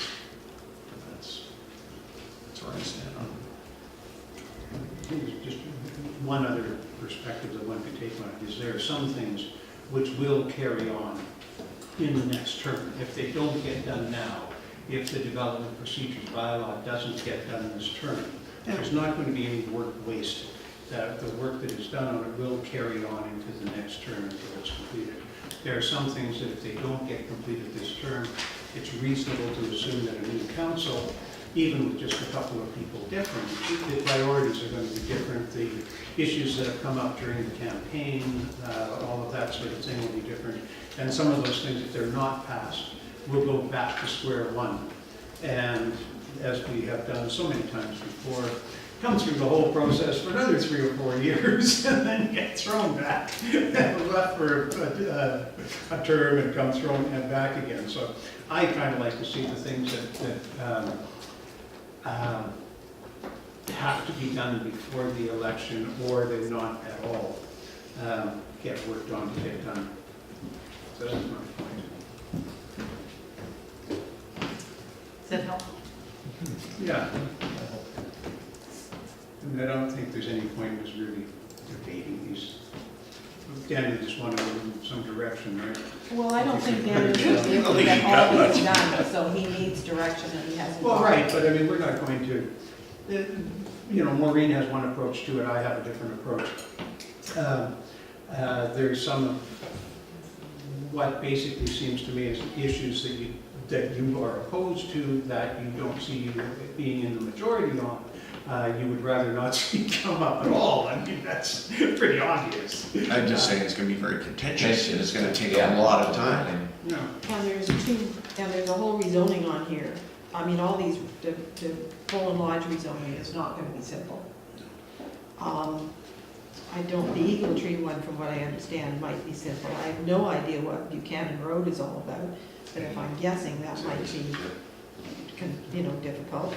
And those things, to be fair to our public and our constituents, have to move forward in a reasonable time frame. So how much time is actually left to deal with all this other stuff? And the development procedures bylaw and this, the subdivision servicing bylaw better get done. The development procedures bylaw, it'll just make things simpler and save staff Right. time to be able to deal with other things. And, I think we're rehashing. well, So we've got lot 1 rezoning, that's got direction on it. Lot 2 has direction on it. Phase 2 has direction. Can I just say, I don't think lot 2 has direction on it, does it, I'd Dan? say that in terms of that's the comprehensive, that's not the Yeah. community lands. Yeah, I mean, lot 2 is taking us to the June 9th workshop, and Yeah. after that, we'll be revisiting Yeah. what the next Yeah. steps are. That's all. Right. Well, I'm just wondering if we've got direction on for phase 2, I'm just wondering, do we, from the ones that go from the site, the LUB, the development procedure bylaw, the fees bylaw, do we take one of those and put it underneath the phase 2 so that staff can? I just don't work think in? these are in priority order, No, they're not. the way they're listed, No, I know, so so I don't know why you need it. Dan, I'm just giving, Yeah, I'm just wondering what Daniel would like to see as a takeaway from this meeting, forgetting all the politics for a minute. Yeah, I guess because I'm clear in terms of, the stuff that was from the February meeting Yeah. will continue, Mm-hmm. right? And then it's sort of the recognition, okay, looking, especially in June, we're looking at finishing the ITP and the subdivision servicing bylaw, knowing that that'll actually free up Emma, who I could assign to something, be it Yeah. more rezonings or be it strategic priority items. In terms of what we have on the books now, we said we're coming back with phase 2 doc bylaw, and not so much the other stuff. Yeah. And then it's also knowing, like Allison has mentioned, sort of the rezonings and what's council's expectation for how much time we spend on development applications versus strategic priorities. I mean, I It's always a certainly, balance. yeah, but- and I think that's more the point of this conversation, right? And certainly I agree with Allison, that we need to continue with our day-to-day activities and supporting members of the public with their rezonings, with development permit applications. So it comes to a focus of the strategic priorities and looking for a prioritized list of those strategic priorities, I think is more Yeah. what you're looking for. Yeah, and I guess looking for are we trying to, like the phase 2 doc bylaw, is that the goal is to get it, with a timeline that comes back before the election for adoption? So that's sort of what you'd like answered for today. Or some sense of that. Yeah. Yeah, or at least acknowledge, not Yeah. acknowledge, but yeah. Or should I be instead focusing on the sort of development procedure stuff, the fee bylaw stuff, the sort of the more background research pieces? Which is gonna save you big time sinks. Okay, I'll do this as well. Thanks for the clarification, and I have a question related to clarification too, which is the Lot 2 comprehensive planning is got the June 9th workshop weekend scheduled. But what about the Lot 1 rezoning? Isn't that included in that as well? We have June standing directions with the Lot 1 rezoning. It is, we have resolutions of council proceeding until otherwise along that process, so Okay, it's a separate but won't process. the input from the June 9th meeting be included in Lot 1 rezoning Considerations? considerations? Thank you. I think that's something that council needs to discuss at this afternoon's meeting. Yeah. Okay. Just a question, the additional staffer, is there an additional planning staff person on the horizon? Now you're We doing have, interviews? we have our last interview this afternoon. Uh-huh. So on our first round, we interviewed, I think, 4. It's kind of a blur, but maybe we interviewed 6 and 2 of them were duds and 4 of them got other We're on camera, Daniel. He's right. jobs. But essentially, yeah, all the people we interviewed who we thought were possible got jobs in the time between interviewing and off. Yep. Oh, jeez. Move quickly. So we reposted and we've now completed 3 interviews and we have a 4th one today. Thank you. So we were looking at a month before they would be in place, Yeah. at least, they Yeah. have to give Yeah. notice, et cetera. So, And could I just ask, and getting your feet wet and training, so. I presume as well, you can't sit around and go into a group discussion for weeks and then go back to the people and not expect them to be hired if they could. Oh, we moved very You got quickly to- right after the. Yeah, interview. yeah, So that's about that's a the way it month, has to be, doesn't it? Yeah, still a few Yeah. months. Wow. Yeah, okay. We were nimble. Yeah. Nimble. Yeah. Okay. I don't know. Are you satisfied with what you've gotten, or what do you need more? I think he wants to hear about, sorry, Daniel, the phase 2 dock bylaw. Is Well, I think that- absent other direction, I'll continue with the lot 1 appeal lands and I'll come back with the phase 2 dock bylaw report. Well, that was something that, again, we were relieving you of that, and that was the CAO that was Right. going to work on that with the lawyer and myself. So, Just ask Tyler to resend me that resolution. so, So absent, then I will be So working then with we need to CAO. pick from, that was just from my notes, so. so let that one hang for a Yeah. couple of weeks, and let's see how many hours are really involved, because it might be a very simple bylaw. Yeah. Okay. April 23rd. Yeah, that's the hope, that it's a one-liner. Lifetime. April 23rd, I remember, I wasn't at that meeting. No. I'm sure this is the first I've heard of it. Yeah, when you're That's away. the way you watched late at night and then didn't sleep after you watched the video. You remember those meetings? I didn't watch that first. Makes more sense to me now. Okay, I think that's all you're gonna get out of this, it's a constructive, to be honest with you. Cool. Well, I'm getting Okay. Now, Metro Vancouver Director. Could I just put a word in for Daniel? Way to go, Daniel. Yeah, way to go, Daniel. Machine. He's a machine. I know, to do this on top of double hiring practice. Okay, anything happening over in Metro? Are we, oh, yeah. We met on Friday, and so the big contentious issue was what's called the Hazelmere project. It was picked up in the paper as well. And this is a project that has been ongoing in the city of Surrey for at least the last 4 years. And what's contentious about it is that it proposes to take a significant amount of land out of, or move it into the urban containment boundary. And there are many directors on the board who are extremely concerned about movement in that direction. So the project itself would become mixed use. There would still be some land that was within the ALR. You can read about it either on Metro or in the Vancouver Sun on Friday. Jennifer Saltman wrote an article on it. It was referred back to Surrey. There were 4 delegations, including a delegation from the community planner. And it's clear that a whole lot of people, a whole lot riding on this. Unanimously, the Metro Planning Committee rejected the proposal and said Surrey needs to do more on this. And the board ultimately supported the planning committee. But it was a hard discussion, and the folks from Surrey, you could see it in their faces, they did not know what to do next, and they have to do something next if they want to if they want to move forward with this.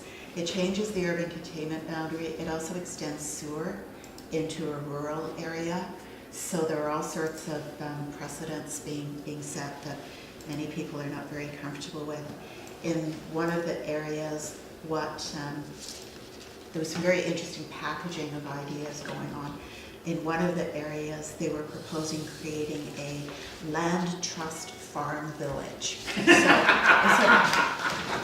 you can see the little light bulbs going off. It sounds very charming, but it kind of didn't wash. And the precedent that they cited was the Yarrow Eco Village, which is worth looking at. Yarrow has this project for developing a farm, small village. Anyway, take a look. The other issue that came up that was quite interesting, it had come up in the Parks Committee a couple of weeks prior, and the Parks Committee had voted down proceeding with it. Greg Moore, to cut to the chase, Greg Moore wanted to rename Colony Farm. It's in order to get to the Coquitlam band office, you go along the Colony Farm Road. And the feeling was that in the spirit of reconciliation, perhaps it's time to start renaming Colony Farm.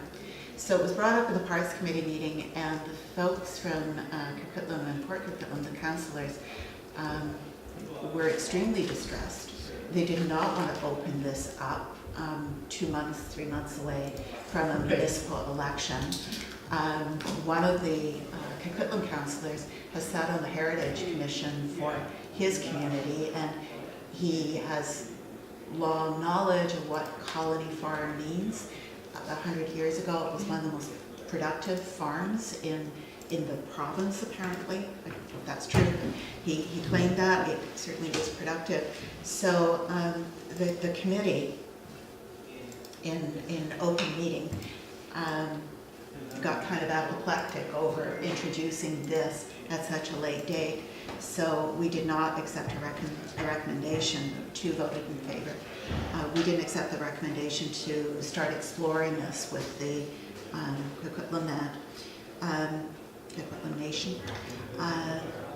But it was brought to the board for discussion in the absence of a recommendation from the committee. So it was deemed to be somewhat irregular in coming forward. And ultimately the board decided this is not the time as well. So it was shelved. But it was very clear from the discussion that there's going to be a broader discussion of naming in regional parks in the next term. Very interesting. And then just the final thing from Metro is just that there will be, the mayor and Kathy and I are meeting with Mike Redpath, the director, Metro Regional Parks, and with Neil Carley, who's Mike's boss, to go over the resolution that we passed in council back on the 26th of March. And the resolution was, whereas Metro Regional Parks is proceeding with the parks acquisition strategy, BIM Council formally confirms its expressed interest in exploring options with regional parks for the potential expansion of Crippen Regional Park to include some or all of the Crown Lands of Bowen Island. So that's the next step in the Crown Lands discussion at the Metro to municipal council, municipal staff level. Another meeting coming up. Another meeting, yeah. Thank you. Thank you. So that's Metro. Okay, Islands Trust. Just that we've got a meeting coming up on Saturna in June, and that I think the Agricultural Land Commission chair is going to come, the new chair is going to come and have a conversation with us from the different islands about growing food on the Islands Trust islands. And we've been asked if we've got any questions, so I'm thinking that Canada was one that came up. Yeah, I'll bring that. Should we need Question. to send them in advance, so yeah, they can think about it. I can, I'll do that. Yeah. I put myself on here because I attended the Mayor's Council on Thursday, and I just wanted to point out that the mobility pricing report, independent commission report was presented. They were lauded, it was a very comprehensive report. And people were stressing, it's not simple, it's not something that's gonna need a lot more study in different areas. And I forgot to bring the hard copy down with me to leave for everybody to read. I just got the summary, not all the appendices. With the appendices, it's about yay thick because there was a lot of meetings and research and they documented all of that in the package. And I guess it was stressed that it is congestion, and relieving congestion will help with people's time. It's not a money grab, it's trying to help with moving around. So you read the report, and it's available electronically as well. Yeah. It was, at the beginning of the process, everybody said, oh, what a great idea. And a few of us said, oh, you could figure out on the back of the napkin that this is going to be incredibly difficult to actually put into place and have it work.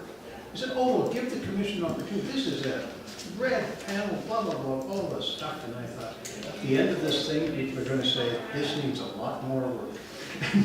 We're at the end of it. The plus is they've identified the areas that need more research and a bunch of different options and things to go with public. Right. And it was also interesting, one of the comments that the Vice Chair, Joy McPhail, made was as they met with people, because they did a lot of public consultation, when they started talking to them and then providing them with more information over the process, they saw a change in attitude towards the whole thing. So, So maybe my attitude will change if I get actually, rather than, yeah, because they gave them facts and they gave them some concrete things, suggestions to look at, so. Okay, so items pulled from the consent agenda. We have, first of all, item 3.8, minutes of the Economic Development Committee. I told that, it's just to say I was there, so the minutes, they forgot to list me. Oh. The simple fix. So I move to receive the minutes of the Economic Development Committee meeting held May 11, 2018. Second. And all in favor? Passed unanimously. Okay, 3.9, Climate Action Revenue Incentive Program. I've got a whole list of questions on that. Is there time sensitive? When is this thing due? Hey, Raj. June the 2nd. First. Due June the 1st, and Okay. actually my contribution was the financial report. I figured your contribution was the financial side. I've got a whole bunch of questions about the various statements that are in it. Yeah. It was Bonnie and Marie and I Yeah. that pulled it together. Corporate actions proposed for 2018 aim for level 3 in the BC Energy Step Code for all new municipal buildings. I guess the information we're getting is the step code doesn't apply to what we're hearing at the community center from the planners. The step code's really only designed for residential. It's not designed for commercial. So we're doing a lot of work, but a lot of it is not. The way the step code's written right now, it's only applicable to residential. Yeah. So I got a problem with that one. Can you suggest, could you suggest some rewording? Look, how many points do you have there, Alice? Oh, I don't know, one per page. Explore alternative methods for winter heating of proposed new municipal building. Buildings, Can I, so are there? I don't know if you want to have a whole big discussion about this, or do you just want to submit your... Well, I've got a lot, I mean, there's some things about, develop bylaws for environmentally sensitive areas for site alteration. Well, the bylaw we were talking about is site alteration. I don't think we were talking about a bylaw for environmentally sensitive areas. So, This is just a report. well, it's a It's report, general. but how much are people going to say this is what we committed to do? I think think it's they'll just look part at of it. the application. Okay, well, that's fine, I will accept that, but I'm now explaining to you why I cannot associate myself with something that's false and misleading. So I will be voting against this. I would take issue with characterizing this as being false and misleading. The points, if you have flagged concerns in the written report, Alison, you can forward them on to Bonnie, and we can take a look at them and we can rectify them. It is time sensitive. The point that you made regarding the aiming for step 3 and that only applying to residential, we're well aware of that. The notion of aiming had to do with, taking into account some of the provisions of the step code and trying to accommodate them to the extent that it was appropriate. In our new municipal buildings. Yeah. And as for alternative heating sources, Sue Ellen and I have been having conversations with David Dubois of the Community Energy Association, trying to collect some information that would be helpful in For terms using- of planning. Yeah, so potentially using wood waste, logs and chips and things to burn in the winter when there's a really cold spell, and whatever. Anyway, it's early days, but there's several opportunities. Glen Eagles has a geothermal, they heat in the winter when electricity is really expensive. Yeah, Yeah. No, but geothermal is, just money. I guess it's Yeah. just, we haven't talked There's about grants for coming. any of these actions That's right. as things that we were wanting to as a group go into, so anyhow. I will certainly forward all my comments, that wasn't my intention, but I just, there's reports in here that are referred to that, I don't know if we've even seen. Such as? Just a minute, I can go back here and,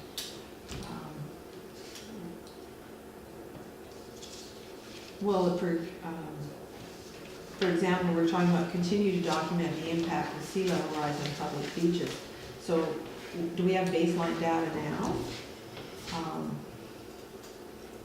In the incentives for property owners, e.g. reducing storm runoff, as something we did. So, I was just curious as to what the incentives were that we offered property owners for reducing stormwater runoff.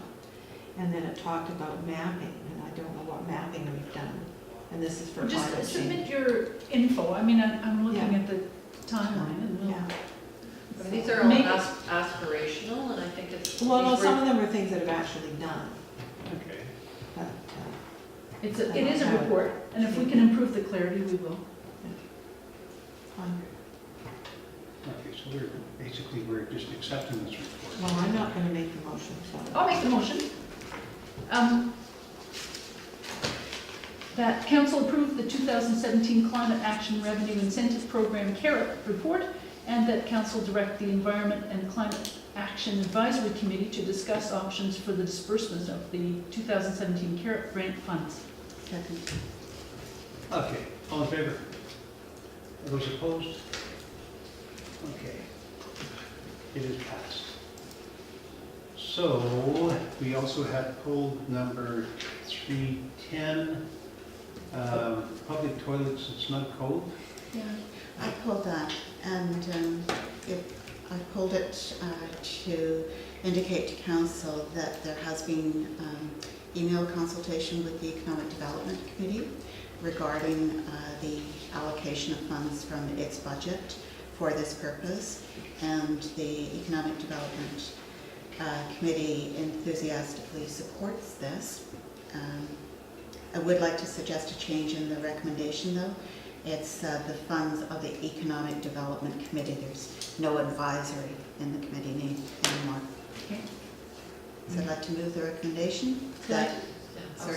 Sorry, I was just going to speak to, we heard back from BC Ferries, and they're not willing to fund any toilets for this year. They'll consider it for the 2019-2020 budget.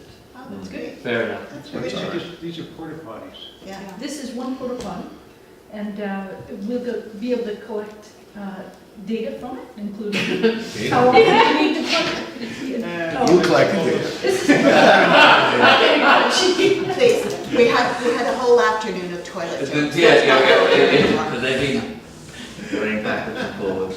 It'll help us plan a more permanent future for Yes. toilets. And whatever, anyway, BC Okay. Ferries next year might be interested, that's great news. All right, so the recommendation that council authorize staff to install a portable toilet at the Upper Ferry marshalling area between June 1 and September the 30th at a cost of approximately $3,750 to be funded by allocating funds of the Economic Development Committee budget for 2018. I'll second that. Sure. Sure. All in favor? Those opposed? Passed unanimously. It will make the business community extremely happy. This was second on their list, following housing for employees. Those toilets People were quit very bugging light us to use the washroom. Well, it's only gonna help the business community from Miller Road up. It's not really gonna help the business community in the lower code. You Well, it start depends how somewhere. many of them got thrown out of the businesses. By the time you got down to the ferry terminal, it was probably a serious issue. Okay, so 311, Well, that was me, partly because I was curious about, the first part of the resolution, that the funds have not been used by Bowen Heritage Correct. from previous grants be reallocated to the spring grant award. But in the schedule, I don't see them being shown as being reallocated. In the, there's under discussion, there's a schedule that shows, you know. It's in the text. The 140,000 with 96,440. And I think the difference between 140 and 96,440 is the 43,560. So if it's being reallocated, I would have expected to see another $2,300 being added to that 43,560. Or is that $2,300 just automatically being reallocated To their, to Bowen Heritage so they can use it for the storage container? that's exactly Yeah. correct. Okay. That's what it says in the Exactly text. correct. But the Okay. actual, the, in the community grants procedures, that money's supposed to come back to general rev. Okay, but you're not showing giving it back to them. And Yeah, adding we it are, in. because they wanted 5,000. We let have me the let report. me just jump in. Well, Shale's there, yeah. The original grant request from Bowen Heritage was for $6,000. Yeah.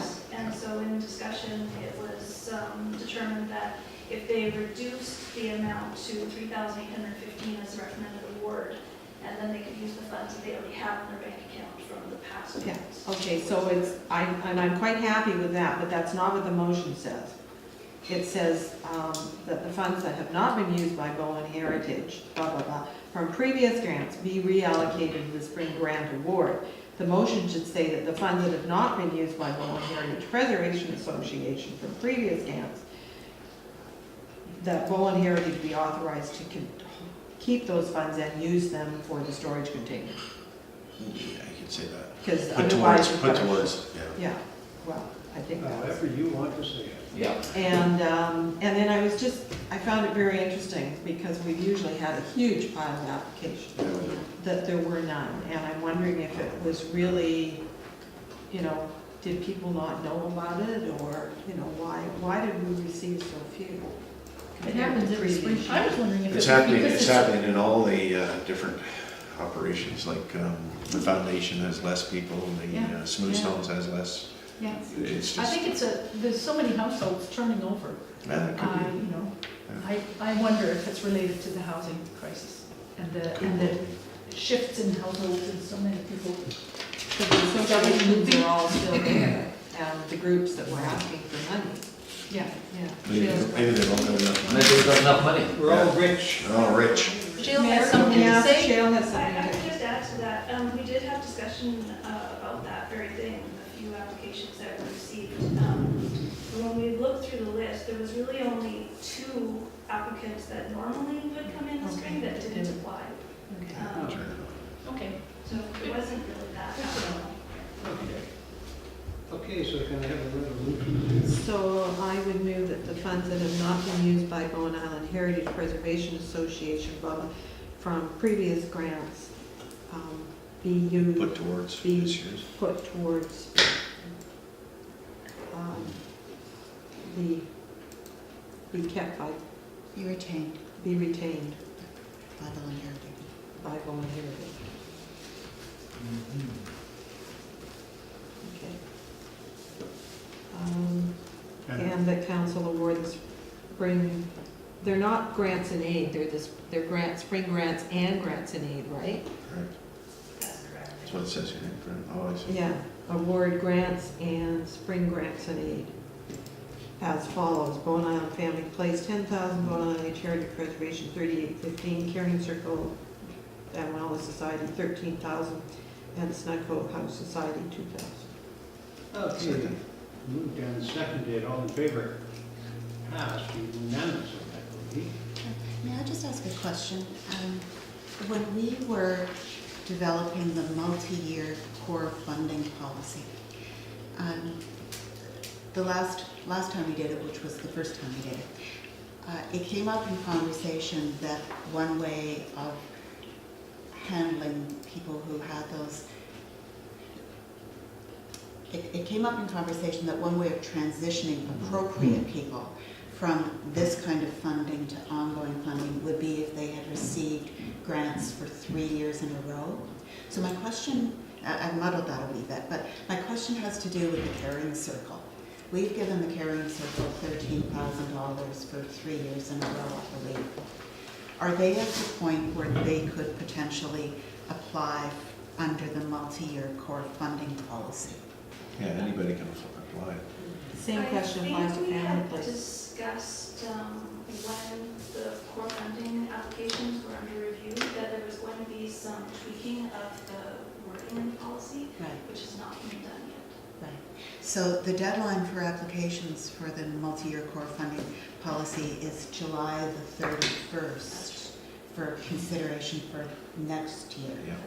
So if it's the same situation with Family Place, perhaps Caring Circle and Family Place could potentially move into that new funding or the other funding bucket.